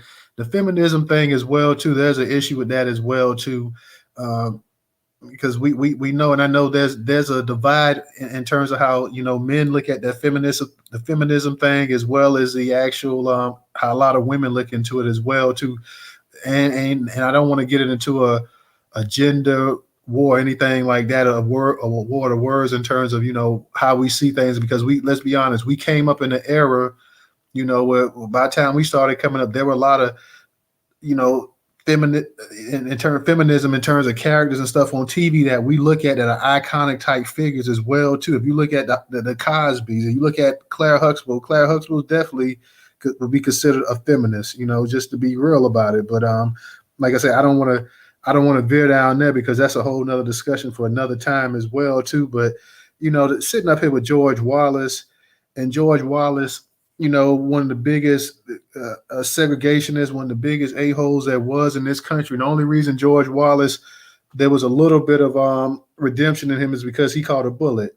Other than that, George Wallace, there's no telling how many people he got, you know, with his rhetoric and stuff, went out there and did all kind of things, a black man especially. So, you know, so I don't understand her sitting down with this dude right there, only because, like I said, he was crippled and this and that. And even I remember, I don't know if that was 60 Minutes one time or whatever, and George Wallace was in his wheelchair, and the little black dude, his butler, whatever, and he was sitting up here like, yeah, he's my best friend. And the butler, like the black dude, just like looking up in the sky like, yeah, well, he wanted to say something, but you can know he was saying, yeah, well, it's a check, it's a living. So I have a, you know, I definitely with that, there's definitely an issue with that there in terms of sitting up there with George Wallace. But, you know, like I said, I think we too have to look at the actual climate and the time that she came in. And like I said, I don't agree with everything 100% any politician say, and you could be independent. But I do think that if we're looking at, we're being honest, you know, if she got involved in politics in the 60s, she would have kind of had to have somewhat of a, you know, she couldn't got up there and been too militant and too pro-black and had any chance of being the first black woman in the Congress.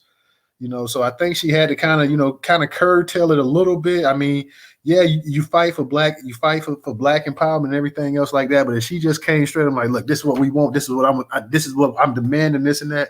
You know, these Peckerwoods would have told her to go sit down straight up. And to your point, I feel you on that title, but notice I was saying like who she was following. Oh yeah, but now you like you saying these feminists and stuff like that, and like I said, that's another discussion for another time, because I'm with you on that feminist thing. Like I feel you on that feminist thing. Like it, to me personally, like I said, I don't even want to get into it, but personally, like I have my own thoughts and opinions on that. I really, like I say, I'm not a fan of it, to be honest. But like I say, that kind of would veer the actual conversation off. To get back to what you said about Teddy Roosevelt too, let's be for real. Yeah, that's what I was talking about. I wasn't talking about as far as like she was following, as far as behind the women. Yeah, I was talking about the black men that follow, you know, that she was following. As far as like the trend, all right, you were saying she couldn't have been, you know, too much on the black empowerment, but you just got Martin and you just had Malcolm who died for that. So, but the only thing was that they weren't politicians, though. Even though they were doing things to change policies and stuff like that, they wasn't running the whole office. That would be the only difference. Like, let's be for real. Politicians, they have to play a game with each other. Malcolm and Martin was like, it is what it is. We coming for this right here. We coming for truth or whatever. We're not in here to hold office. We're not up in here to do back deals, handshakes, and all. To be a politician, man, I mean, let's be for real. It's one of the dirtiest games there is. So you have to play along to get along, especially if we're talking about in the 1960s and the early 70s as well too. There's no other way. And she's a woman at that. There's no other way that she was going to go ahead and dictate to these people exactly what it was. She wasn't going to come up there. You couldn't come up there with no pro black agenda talking about you're going to be the first black woman in Congress. So I get you with the Teddy Roosevelt thing as well too. We know Teddy Roosevelt, his history, his anti-black history about black people as well too. So I'm with you on that, definitely 100%, Moku. I want you to know that I'm with you on that 100%. But I'm just saying that I just don't know exactly how she could have really navigated the field too much. You don't have to, like I said, you don't have to. Politics does make strange, what they say, bed fellows or bed partners or whatever. But I just don't know how she could have navigated the actual political scene like that with a pro black mindset, especially being a woman. I see pressure. You want to say something? Go ahead real quick, because I'm gonna get to the hard black truth. Hey, knows mine like serious, like 15 seconds for real. My hand is up too, Toter. Can you hear me, Toter? Yeah, I can hear you, Mel. Can you hear me? Yeah. Okay, I'm gonna get to you too, Mel. Okay. Mine is super quick news. Think it is. Think of everybody, black person in the room, they could hear my voice. Think of our grandmothers, right? And what our grandmothers meant to us, and the oracles of wisdom, how we look at our grandmothers. Do you think that our grandmothers would have told us, or the female members in our families, hey, yeah, man, have a baby with a man and don't let him have nothing to do with the child? You think that's some information our grandmothers would have passed on us? And I'll mute up. No, I mean, absolutely not. I mean, I know. I mean, 100% no, they wouldn't have told us that. Straight up, no. That's a negative. That's a big no, especially you're talking about in that era too. Hell no. So let me go ahead and get to the hard black truth, and then Mel, I'm gonna get to you as well too. I know you've been having some issues, so I'm gonna get to you too, Mel. For Fahima, I'm gonna get to you as well. But go ahead, hard black truth. All right, I appreciate you allowing me to speak. I just wanted to point out she was married twice, and both times to black men. So she went two for two. She did marry black men out. She didn't have no family. She didn't have any children. I don't know who the hell she mentored in her life. You know what I'm saying? So there's definitely room for discussion when it comes to that. But at the same time, when we're talking about this woman, we're really talking about a child prodigy, who grew up in an environment that allowed her to basically try to be, everything that she wanted to be. This is a woman who began reading and was reading fluently at the age of 4 years old. That's been stated. And again, when it comes to all of the things that you kind of already said it, so I don't want to keep beating it over the head, but at the end of the day, she was a politician and a serious one. She wasn't necessarily doing it for clout, although she did acknowledge that she was happy that she kind of shook things up. I think someone mentioned confusion earlier, and I think that's part of what happens when you stir or shake things up. There's going to be some confusion. There's going to be a who, what, when, where, why. You know what I'm saying? But, she was the vessel or one of the vessels that helped to make that happen. And it's necessarily bad policies. Again, she did actually want to do things as president. She wanted to end apartheid in South Africa. She wanted to reopen investigations into the murders of the RFK, JFK, and MLK. She wanted to do sensible things. She even supported the rights for the Palestinian people. You know what I'm saying? How often we hear people talking about that today?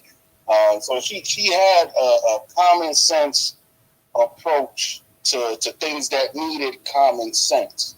And it cannot be understated that she had support. It's not as though she ran and did it in a vacuum and put a rubber stamp for history. No, people actually supported her. She was, at the time when she ran for president, or she was in Congress, she was the most, requested speaker. She earned more in lecture fees than anybody else. That was over $30,000 at that time. So people really did actually want to hear what it was that she had to say.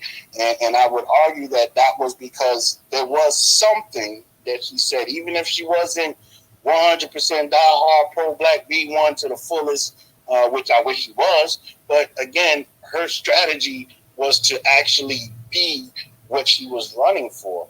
So with that being said, she did as best as she could with what she had. And I think that in and of itself makes for a great story. But I'm going to drop, and I appreciate you having this space.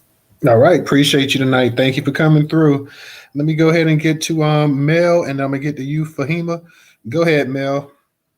Okay, thanks. I hope you can hear me better. I tried Yeah, I can hear you better.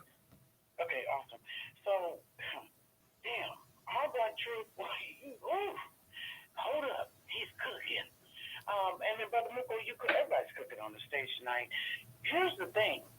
And I'm like I said, I'm loving all of this doubt, if you will, because I bet that we probably know more about Black history than Shirley Chisholm did at her present day.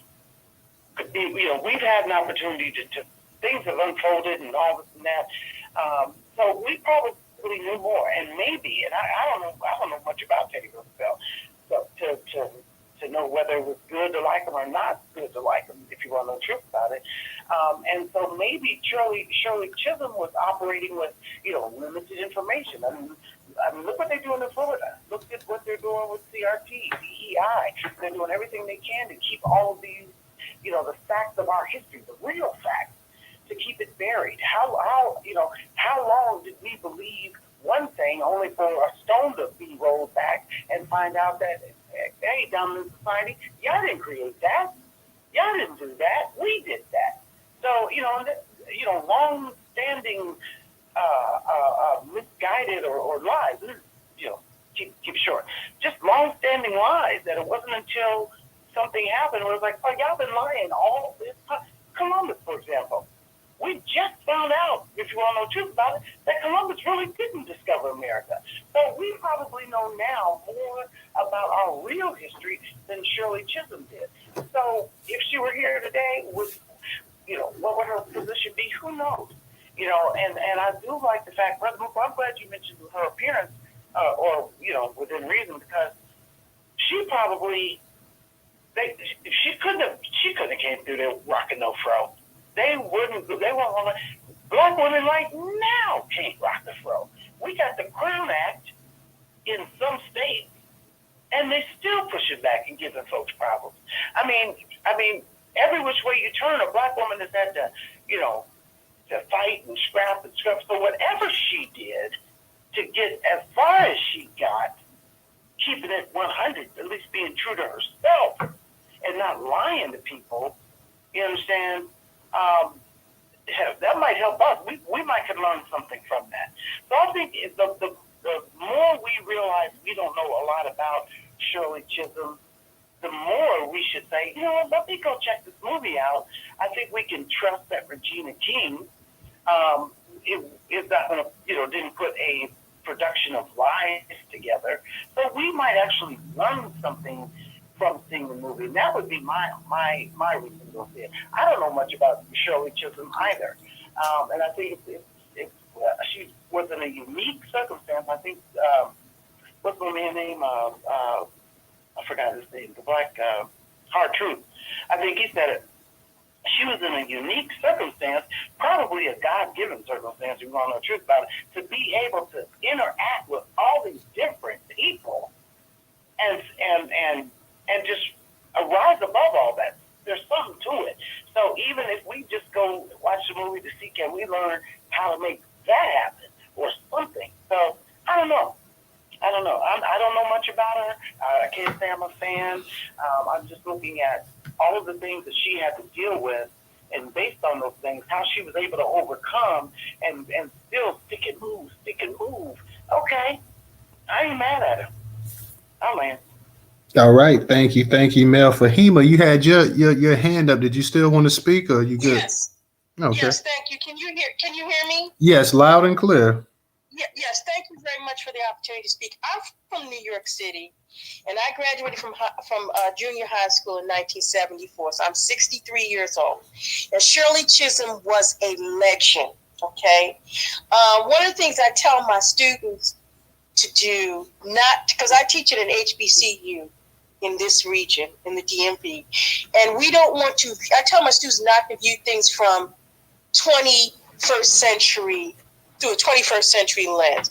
And I'm going to see the film I'm looking forward to, but in 2012, Shola Lynch did a documentary called Chisholm 72, which used a lot of footage from that era with Shirley Chisholm in her own word. I'm not going to do any spoilers, but I would encourage people to, in addition to watching Regina King in this docudrama, please go and watch Shola Lynch's documentary, which called Chisholm 72, which focuses on Shirley Chisholm's run for the presidency of the United States. Shirley Chisholm was a creature of her time. I think the previous gentleman had made mention about how she grew up with the ability to pursue. I don't want to spoiler alert, but please go watch the documentary Chisholm 72, because it talks about how she grew up and her grandparents. And she was in the Democratic Party, when she was in opposition to the Democratic Party, because they did not support her. They did not support her. And it was like, how dare you? Who is this black woman to be thinking she gonna run for president when they had another candidate in mind? And also, she was a founding member of the CPC, along with Charles Rangel, along with Fauntleroy and a number of other folks. I had the opportunity. Charles Rangel was my congressperson, and when I came here to go to Howard, I had a chance to work in his office. But I would implore people, please watch Chisholm 72, because it will let you know and pretty much contextualize who Shirley Chisholm was. And in addition to fighting her peers, she had to fight white supremacy. They want to know, who are you to be making the same thing as white people, white men at that. So please, Chisholm 72, a documentary by Shola Lynch, who also did the documentary on Angela Davis. And I'll land there. All right, thank you. Appreciate you coming through tonight, Fahima. Let me go ahead and get the K-Dive. I got you, Black Pressure. Mel, we'll get back to you as well. Go ahead, K-Dive.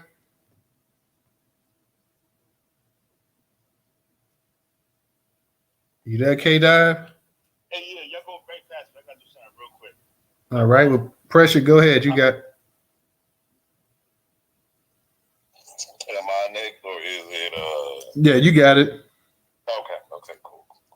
So I'll say this about a talking point a few people touched on. Wait, real quick, Black Pressure, I got to ask you, are you going to watch the movie? I will. After me and you talk, I'm going to watch it because I like Regina. Okay. Said I wasn't at first, but I watch it. But even so, I'll say this. I don't hold her in high esteem, but when the smoke clears, it's still a black one, so I check it out. But like I said, a few people touched on this talking point, and it's kind of in a nutshell, the era she was in, and she, did the best she could with what she had. Well, let's do this. If you juxtapose Shirley Chisholm with President Obama and Kamala Harris, it's all the same criticism. It's a black face that gets into a high political office and does nothing for black people. people. And the defense of that black person is, well, you know, you can't just come out and say you're going to do this and that. But you can't just come out black. You can't just come out black. You can't just come out roaring, and you can't be the fire-breathing pro-black. But you know what's amazing when they tell black people they can't be pro-black? You get legislation that comes out for LGBT. You get legislation that comes out for the European Jew. You get legislation that comes out for white women. You get legislation that comes out for Native Americans. And you're going to sit here and fix your mouth and tell me you can't be pro-black? Well, isn't that a conundrum? A black face can do everything else for another group but black people. When are black people going to look at ourselves in the mirror and figure out that and tell ourselves that conundrum has failed black people? That a black face can do nothing for black people when they get office because they're black. And I'll mute up and listen. Can I jump in? Yeah, because it's actually your go, Mel. Okay, perfect.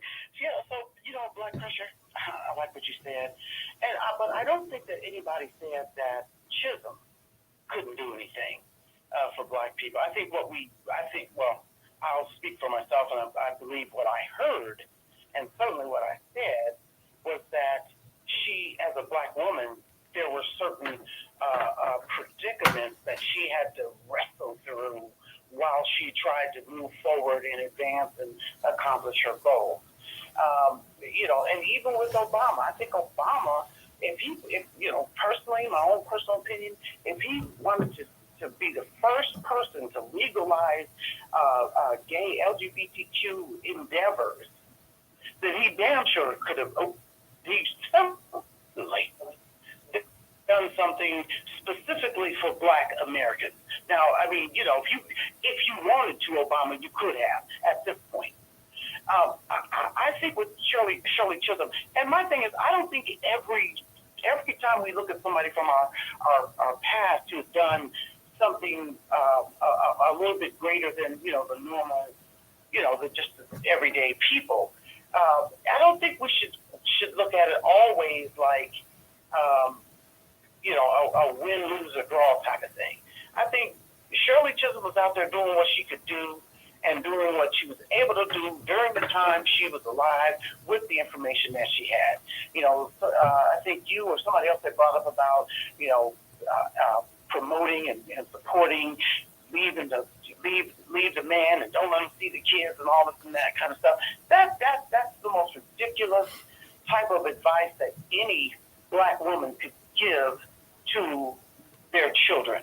That's ridiculous. And if she did that, if Shirley Chisholm did that, then somebody needs to tell Shirley, or should have told Shirley about herself. I mean, that's an inappropriate behavior. Let's just put it like that. And so, did the people in our past have inappropriate behavior patterns? Absolutely. We're still dealing with inappropriate behavior patterns. But somebody brought up Martin Luther King. Martin Luther King wasn't only, I think, I'm going to say till the end, was he ready to kind of get a little ratchety. But everything about Martin Luther King was peace. Everything, you understand what I mean? Now, Malcolm, on the other hand, was crack of this and this and that and this and that. So I just think that, I think for this particular movie, it's worth watching, especially because it's on Netflix, so if you already subscribed, you get it. I think with this particular movie, it's worth watching because Regina King's in it, Lance Riddick is in it, and if you don't know much about Shirley Chisholm, you're going to learn something. It doesn't mean you're going to like her more. You might end up disliking her. And I want to say this. I hope I am not coming off as an advocate for Shirley Chisholm. I don't know. I only know what I've shared with, you know, in this discussion tonight about Shirley Chisholm. I don't have an opinion either or. But just from hearing others and knowing what I've learned, you know, recently, those are some accomplishments in the face of everything she had to endure as a black woman. So I'll land it there. Thank you, Mel. And I myself, I'm trying to keep it as neutral as possible because, like you say, I mean, I'm not a big Shirley Chisholm history buff, so you know, it's a lot about her life I don't know. I am trying to, like Fahima said, and I see she's disconnecting. You know, I'm trying to think about it, even though we're in 2024, I'm looking back in between 1965 and 1970, trying to, the landscape, the political landscape, what it would have been and stuff like that as well too. I agree with what Precious said. I myself said that she could not run and just be totally pro-black. You know, I, I don't think that she could have just took a complete 100% black agenda back in the 1960s and say this is how it's going to be and get elected. That's just my personal opinion. Now, I could be wrong. There could have been, depending on what district people were in and this and that or whatever. You may have had some people that could have done that. Even when we think about Adam Clayton Powell and some of the other people that were in Congress, they couldn't totally just take a complete 100% black agenda. Like they had to, as politicians, they had to a certain degree, have this inclusion type attitude as well too, because that's the way the system is. And I agree with Precious saying that, hey, you got people that's, whether it was LGBTQ, white women, this person, that person, whatever, they were able to go ahead and get things done and stuff like that for their people. That's true. But I will say, and we all know that this country wasn't founded on anti-LGBTQ. It wasn't founded on anti-white woman. It wasn't founded on anti-Native American. It was founded on anti-black. So for a black person to get up there, let alone some nappy head black woman to get up there and sit up there and tell you what she gonna do and how you gonna take it back in the 60s, I just don't know how realistic that was back then. For a black man to get up there in the 1960s in politics, and sit up there and tell you, cracker, you're gonna take it just like this, whether you like it or not. They're like, okay, yeah, sure, we'll take it like that. Once you get through with your speech tonight, we'll be sitting out there. Me and some of the boys will be sitting out there in that pickup truck waiting on you as well too. And we got a nice little tie that we're gonna tighten around your neck as well too, to make sure it nice and snug for you. So I'm just being real. And like I said, I'm not sitting up here saying I'm a fan of her politics and this and that. Some stuff that from what I heard that she did or she championed, I can get behind. Other things that I heard that she championed and stuff like that, I can't get behind it. And I'm in agreement with you, Pressure, on the feminist thing, like I said, and that's another discussion. But some of that stuff, I still to this day I can't get behind it. I don't think it's been beneficial for black people, but that's my personal opinion.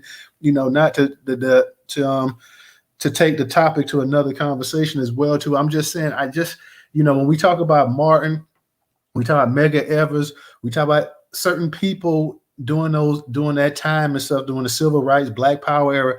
A lot of these people were not, even though they were fighting for political change, they were not politicians. They were not seeking office. They were not trying to, get elected.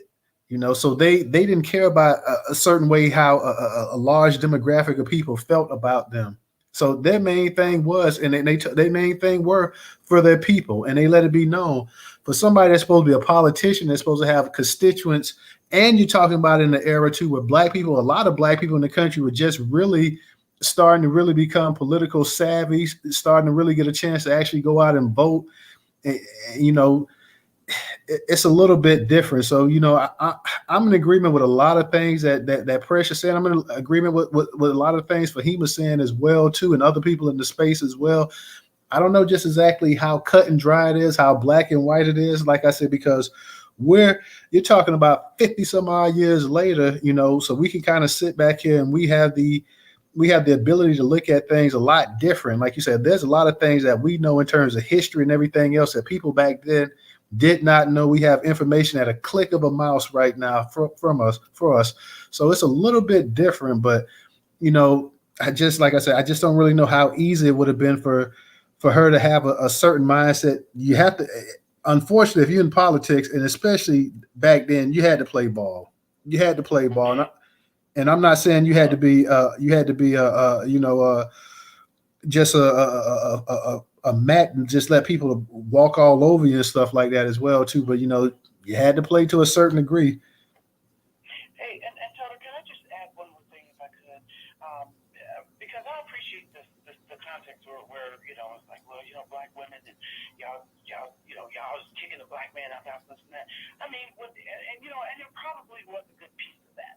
And when we begin to have get around the rim of that type of topic, that part of the conversation, we never go into cup or into the glass to understand why these things happen. But I think another thing we've got to bear in mind is that a lot of black men were out there kicking with white women as well.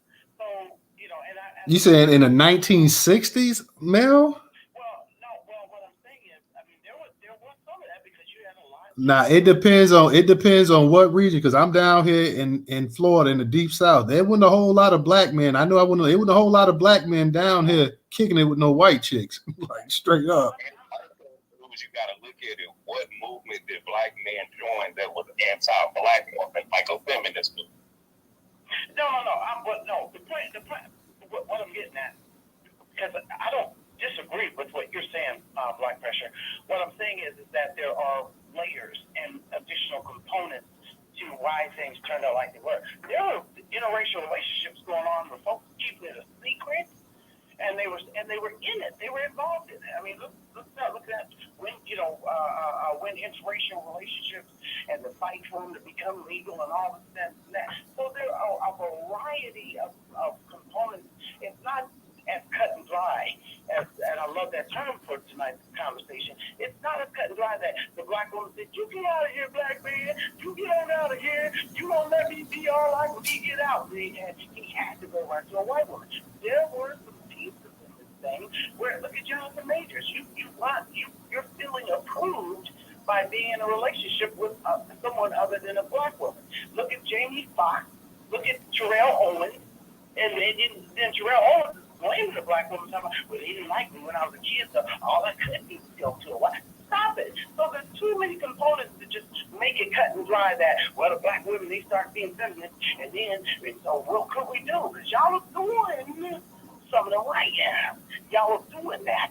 And so let's throw all of it. Let's talk about the entire piece of it so we can gain a good understanding. That's just all I wanted to add. Okay, I'm gonna say this real quick, and then I'm gonna kick it back to our K-Dive. I don't sit up here and say that it was the feminists that helped to get black men up out of the house. It was a government. The government gave incentives to go ahead and get black men up out the house. You know how that went about, how that happened, or whatever. It was actually United States government. A lot of it started as much as his policies, more so than other presidents, did help black people to a certain degree. Johnson, some of that stuff that they was kicking actually was detrimental also to black people as well too. So it was actually policies. Now, what came along with these policies that the government, white men funded. Let's get that straight. It was white men that funded and came up with these ideas. Then they started sending their women to go ahead and have conversations with black women. They said so it was a team effort. One was the actual think tank, and the other one was the one that actually came with the sisterhood garbage. So it was a team effort, you know. And, you know, like you say, that's a discussion that we would have to have at another time, y'all, because it's a pretty deep discussion as well, too. And I don't want to veer off into that. But let me go ahead and get the K-Dive so we don't veer off too much into that. You there, K-Dive? Who's on me? Yeah, K-Dive, that's you, right? Yeah. Yeah. Yeah, so, no, what I really, she said something. But now, what I wanted to really pretty much say was, God, I want everybody to pay attention. When it comes to, because somebody said earlier that she wasn't a Democrat.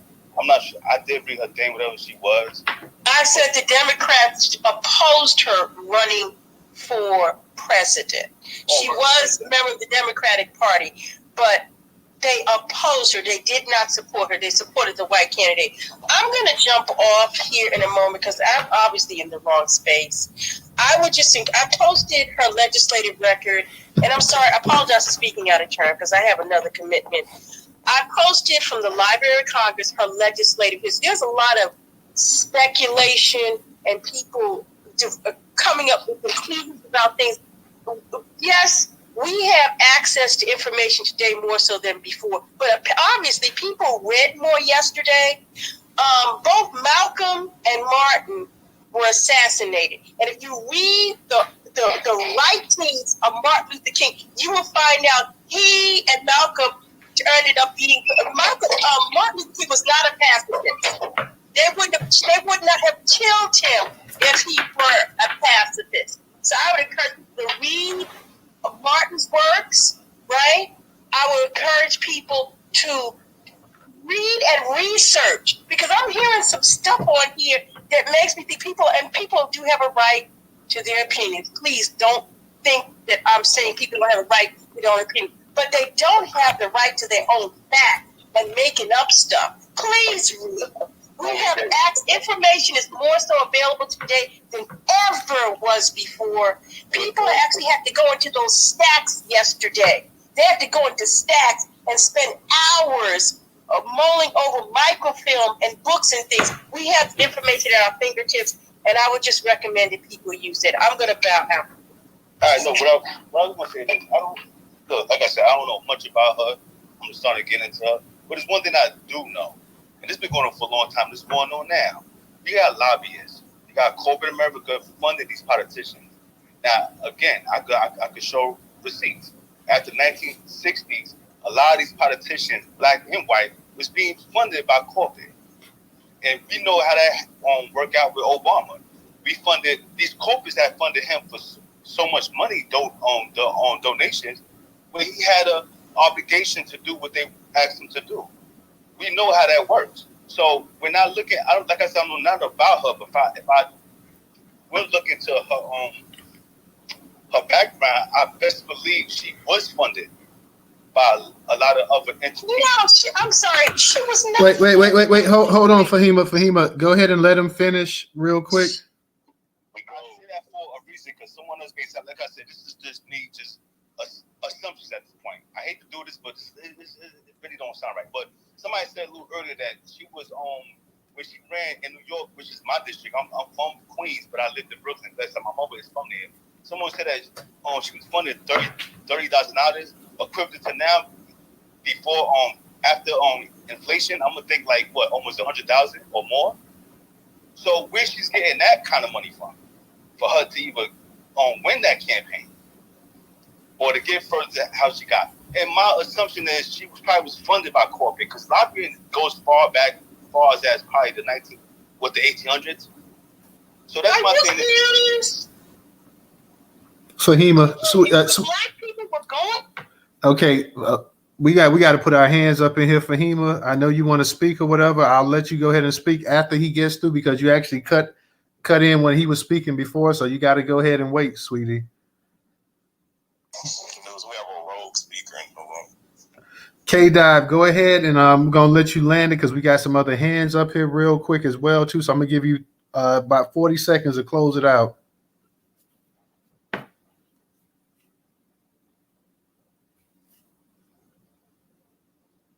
You there, K-Dive? I know it's a delay sometimes. I'm good. Go ahead, man. I see what I had to say.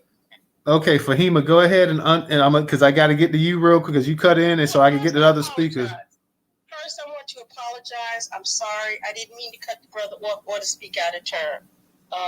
The thing is, I think we need to look at, what do you think the Black Panthers were fighting for? What do you think why do you think the nation is? Do you realize what black people were going through at this time? I mean, the Voting Rights Act wasn't passed till right after Martin Luther King was assassinated. Black people were pretty much all over this country living in apartheid. I'm talking about lobbying and corporate. Hey, K-Dive, let her finish up too. Go ahead, let her finish. It's okay. I did the same thing to him, and I understand his passion. Yeah, but I want in the space. I want everybody real quick. Everybody in the space. Don't cut anybody off. That's not how we do it. And I apologize. I understand the brother's passion. Adam Clayton Powell had to fight for black people to get jobs where they were spending money at, and he historically brought a whole bunch of black people to die in the congressional dining room, which was heresy.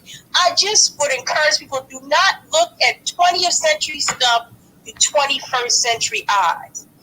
Remember what was going on at that time. The Panthers were fighting for freedom and liberation of black people.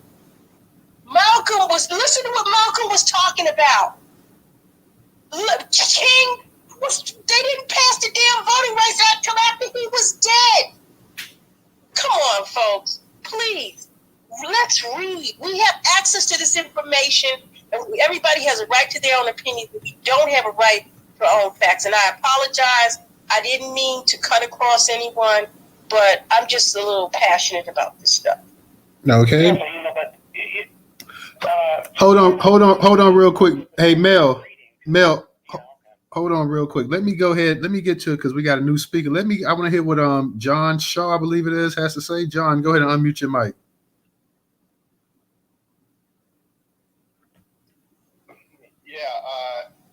Peace and blessings to the room. I just wanted to get a better understanding as to Shirley Chisholm and how and why she wasn't better embraced by the blacks, by the black leaders in that area before she had ran in New York. I just don't quite understand why a larger black community didn't embrace her, especially when she was one of the founding members of the Black Caucus in the 70s.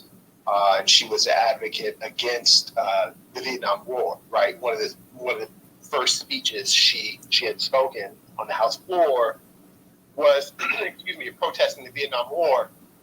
And so it seems as though that the Democratic Party bosses and those in leadership didn't necessarily embrace her, and that's okay, right? I'm just wondering, why is it that it didn't seem, or it didn't appear to me as though throughout her tenure, she wasn't really embraced by the Negro people, by the black people that she supportedly represented, especially when she started out her public service career as a teacher.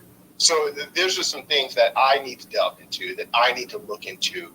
I'm gonna have to do my due diligence, but there is a disconnect between the black community at large and what she purportedly was stomping for in the House, in the Congressional House. How so? Because you're saying black people didn't support her at all during her political career? No, I didn't say at all. I said with the fervor and the ferment that, you would see other candidates at the time. Because again, she was one of the founding. So John, real quick, when she got elected, what percent of the black vote did she get back then? I don't know. I'll have to see. So, but you're saying, but I'm asking you that. I'm she retired in the early 80s. Yeah, but I'm asking you that because you're saying that she didn't have the fervor and this and that. Because when I grew up, and I grew up in the 80s. When I grew up, she was always held in high esteem, So I never heard of growing up, I never heard anybody say anything negative of Shirley Chisholm or anything like that. She was considered an icon. So I'm trying to say exactly, since you made this statement, you're saying that, she wasn't supported by black people pretty much, and she didn't have the support. So exactly. So exactly, that's what I'm saying. That's what I'm asking you. Because how many terms did she serve? 6, 7 terms or something like that. So you're telling me doing all of these terms she served, huh? In her own district, yeah, in one of the districts that was created for, not necessarily for her, but at the time, yeah, there was a district where it was created in the wake of integration or desegregation. That district that she ran for was carved out of a larger. You make it sound like black people basically turn their backs on her. No, I'm not saying that. I'm just saying, God dang it. What I'm saying is, though, at the near end of her career, especially after she had unsuccessfully ran for president, you would see that people would have come to her aid and said, "Okay, we're going to move you to Senate. Maybe you can fight for Senate." How many black people? How many black women have you had in the Senate before? None. But before, oh, okay. And how many black men? It's not like we have a whole plethora of black men up in the Senate either now. So. Yeah. But what I'm saying is that she was among the list of firsts, right? She one of the first black women, of course, and one of the first black women to not just hold a congressional seat, but run for presidency. And in addition to that, like I said, one of the founding members of the Black Caucus. But what I'm saying with all of that, it just didn't seem as though she had that that framework to move her through onto greater height. It seemed like she just pittered out. I don't know. I don't really. I'm just trying to check and see here, John, because since Shirley Chisholm, we haven't had any black woman be a senator in this country. So I'm just trying to understand how you're saying that she wasn't moved along, because either the next step was up to be senator, vice president, president. Well, we know she wasn't going to be president of the United States. We know that. Well, how many? But that's what I'm. How many black senators do we have in the United States right now to this day? Right now, how many sitting senators do we have in Congress right now? I couldn't name them. Oh, okay. I really couldn't name Okay. So we don't. And how many black female senators have we ever had in this country?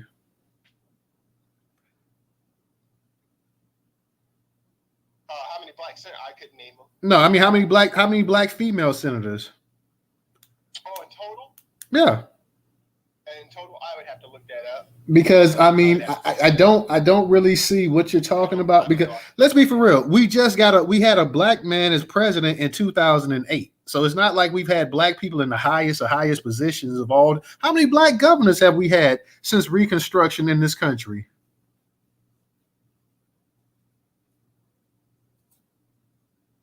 Asking me, brother. I don't know. Well, brother, I'm asking you these questions because you came in here and you said some stuff that you basically, it seemed like you're saying that, black people didn't throw any weight behind this woman, a woman who's considered an icon by most of Black America. You're saying that there was no support for her. We didn't lift her up. Yeah, we basically just left her flat, this and that, even though she had all kind of success and victories as a politician. You're sitting there and you're saying that basically she was just let down by the black community. Basically, that's what you're saying. Now, I know you said, well, I didn't mean it like that or whatever, but I think that's how I took it and how a lot of other people in the space took it as well, too. Yeah. Then, I'll just sit my ass back down. Nope. Obviously, if that's how it is, that's how it is. I just look at it as though, like I said, it seems as though at the end of her career, she pittered out, and it could have been where, especially with the party bosses behind her, she could have moved on to Senate seat like so many others, like McCain, like fine. Well, I just want you to name all these black women that's been senators in the United States. Okay, let me look that up. Okay, I don't know. I appreciate that. Thank you, John. No problem, brother Moku. Go ahead and unmute your mic.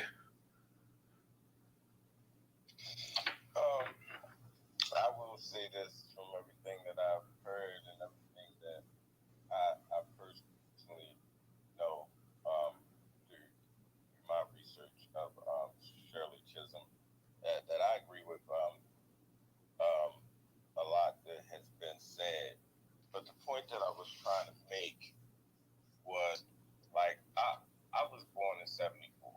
Okay, so me looking through a lens through their time, I can only empathize. Look with an empathetic view, because I wasn't even born then. You know what I'm saying? I wasn't born until after. So anything that I'm looking at now, I'm looking with a research eye and comparing, because this is what we do.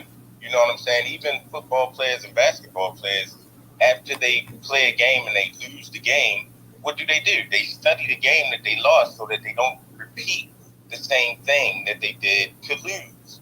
So with me looking with that type of lens at Shirley Chisholm's career and political moves, I'm looking from an aspect of, okay, even Shirley Chisholm knew that she wasn't going to win this presidency. She said it out her own mouth that she was just making this move as a pathway, you know what I'm saying, so that others can make the move behind her. So my suggestion is, why not go hard? If you already know that you're not going to make it, see the next stage of events that happens in a sequence, it sets, when you make one move in the beginning, it sets the stage for the next move to be made. You know what I'm saying? I'm not saying that moves that Shirley Chisholm made didn't set up moves for positions that we are in now, but we're still in a losing position. So my suggestion, and it was just a BTQ, you know what I'm saying, was wow. And my suggestion, I would have just went harder. You know what I'm saying? Why not go black first instead of woman first or everybody first? During the climate, I understand where everything was going, but the fight wasn't against white supremacy, so to speak. Nobody was using the words white supremacy back then. Even when Shirley Chisholm was running, let's be real, she only had 3 supporters from the Black Caucus at that time. You know what I'm saying? And I'm not saying no black people weren't supporting her, because she had tons of black people supporting her. I mean, I'm here in Baltimore. She even had one Baltimore representative from the Black Caucus supporting her. She had 3, I think, that really went hard for her. You know what I'm saying? So she had black support, but this is the point. Even white people that quote unquote liked her as a candidate, they didn't think that she was a good presidential choice. They weren't voting for her, so she didn't have all the support. She knew she didn't have all the support because she was out fighting for white support and black support. But at the same time, if you're fighting for everybody, you know what I'm saying, in the situation and in the climate that we were in at that time, my personal BGQ is that I just don't think that the all-inclusive thing was the good move. You know what I'm saying? Yeah, that the voting rights bill wasn't passed until after King died. Yes, but it took his death to do that. So that set up the move for another set of events to happen after that. And after that should have been a progressive move, not a stagnant move or a move backwards to include everybody when this dude just died and went hard for specifically black people. Let's be real. He died the day after he was fighting for the trash men, the I'm a man shit. You know what I'm saying? So, I mean, we really got to be realistic, but looking with an empathetic eye, understanding that we wasn't there in that time. Yeah, all I can be is empathetic. But for right now, I have to look with that eye, because why? We're trying to set up the next move towards justice, not to be equal to this evil. You know what I'm saying? We're trying to set up a system that has never been seen before, ever. Nobody has seen a system of justice where you can guarantee that your safety is made and guarantee that if you need help, you get the most constructive help so that you don't need it again. So when we're trying to get to a move like that, yes, different mindsets have to be set in place to set up the next generation of my offspring and the offspring of them. I'll end there. All right, we're gonna hit our last 4 speakers for the night, and then we're gonna be closing things out. We're gonna go no taxation, trouble, black pressure. Fahima, I'm gonna let you be the closing speaker as well too. We're gonna be closing this out in just a second, guys. So definitely I appreciate everybody speaking tonight. No taxation. Go ahead and unmute your mic.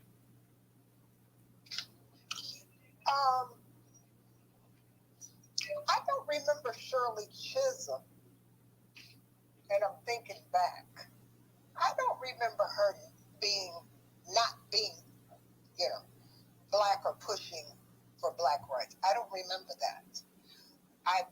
What I remember was Shirley Chisholm pushing for women's rights, but especially black women's rights. That's what I remember from her. But I could be wrong. Like I said, she wasn't in our household. She wasn't our household name, Plus, she was on the other side of the aisle, And so I don't remember much about Shirley Chisholm. I know it was groundbreaking that she decided to run for president. And I think after her, it was Baba Gregory ran. And that's when Chicago changed the voting machines and switched it over. They meant to switch it away from him, but they switched it to him. And it was in the paper that he won, and they had to go back and say something was wrong with the voting machines. I remember that part of history. So, like I said, she was on the other side of the aisle. So, you know, of course, she wasn't a playmaker in my parents' house at the time, but it was groundbreaking. I think, and this is just my personal opinion, I think that she was towards the end. I think that she was marginalized. And I don't know if it was a political party marginalization. I don't think it was that. I don't think, you know, at that time, wasn't nobody embracing black folks about nothing, okay? So that was that part of it. But I think she was marginalized by the feminist movement, and in particular, Gloria Steinem. But that's just my personal opinion. So maybe I will watch the movie and see if that is introduced into the movie, to see if that plays a role in her not having the longevity in the political process that probably, and especially at that time, that black folks would have liked her to have. But you know, the other thing about it is those were some very difficult days, you know. And if you poked your head out of the ground and stood up too tall, you know they're gonna come gunning for you. And that they do it these days too. It ain't like that's changed. But I'm just saying, back then it was definitely more outright and seen than it is today. It's a little more covert today, unless you go to.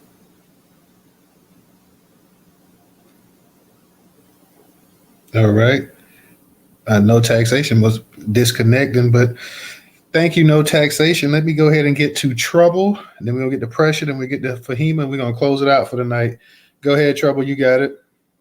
Okay, so I don't know if Pressure, you be responding to people. You don't say responding to. I didn't know if you was responding to me about the pro-black thing as far as people coming in, but that wasn't my intention to say you couldn't have a pro-black agenda.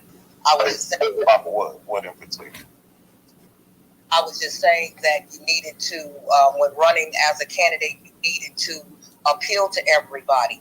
Once you get into office, then you do what you do with the proof of being a pudding. If you enact a pro-black agenda once you get into office, more power to you. That's what you were supposed to do. But I wasn't saying that, you know, she wasn't supposed to appeal to a pro-black people, but just especially in a time frame in which she was coming into office, you know, being the first black woman, hell, the first black person, I think, to run as a presidential candidate. Was that even on her mind to be able to do so? I wasn't born. I don't think I was born during that time frame. I'm not 100% sure. I got to look at the dates, but I don't know if I guess in certain eras, we all as black folks, we need different things. So in this era, with all the information that we have now, the things that we need, our specifications, are they different than they were when Shirley Chisholm, I almost say Shirley Chisholm, when Shirley Chisholm came in into the office? Was black people needing something different? Was the things that black people needed basically the same things that white people needed? Because if it was, then her objective was to come in and speak directly to that. And you had said something else along the and also being that she was of Caribbean descent, and I don't want to make a harsh point about that, but you know, the way her relationship with white folks would be a whole lot different than us Negroes here. That's always been here in America as well. So that's that on that. And I don't want to feminism, that whole feminism thing you brought up, brother. That's not really my favorite subject. I think we kind of don't delve into the weeds of that fully. And like Toda said, that's a whole other conversation in space. However, I would like to say, because she did make the comment about it, that nobody can convince you to do something that you already don't have it in you to do.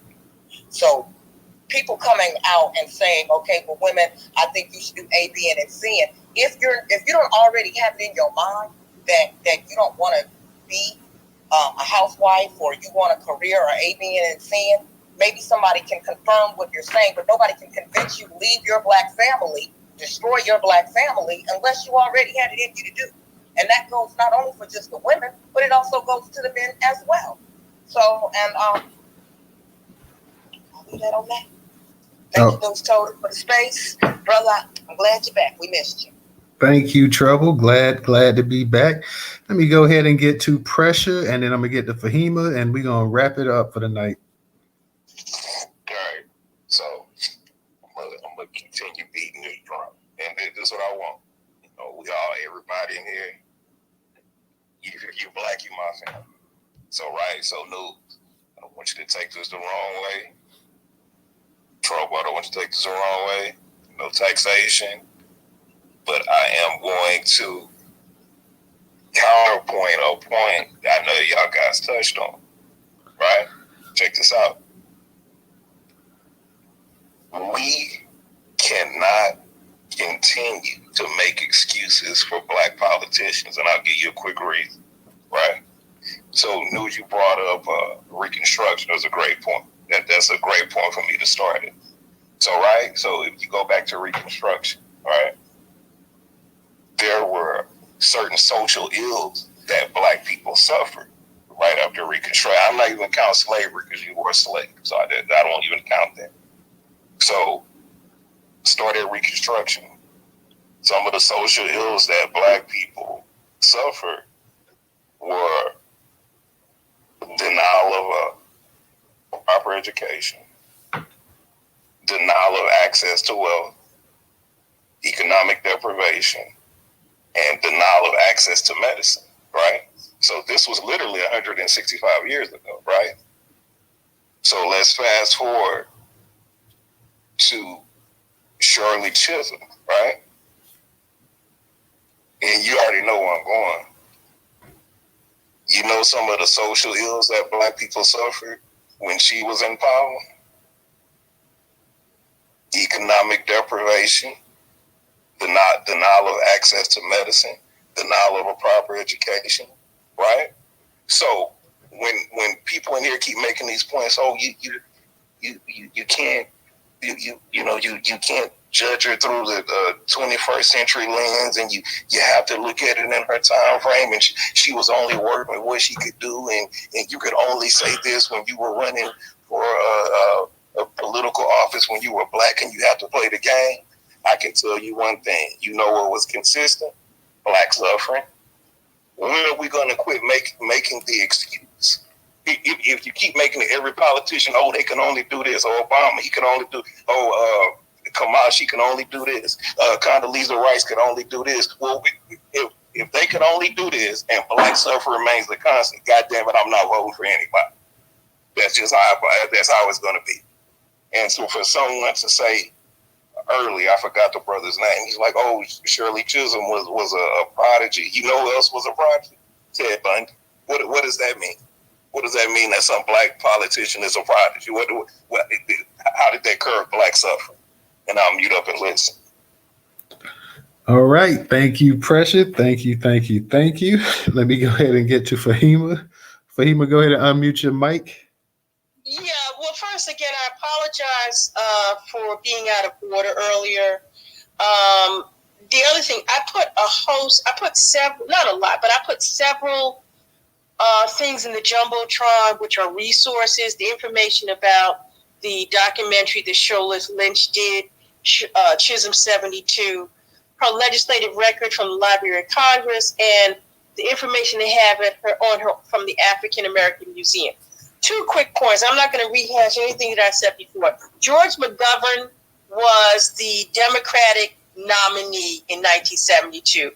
The Democratic Party put their support behind George McGovern, and they assumed she was going to take votes away from George McGovern and get the damn Republican elected. That's why they didn't support her. And if she didn't have the support of the black community, she wouldn't have been elected.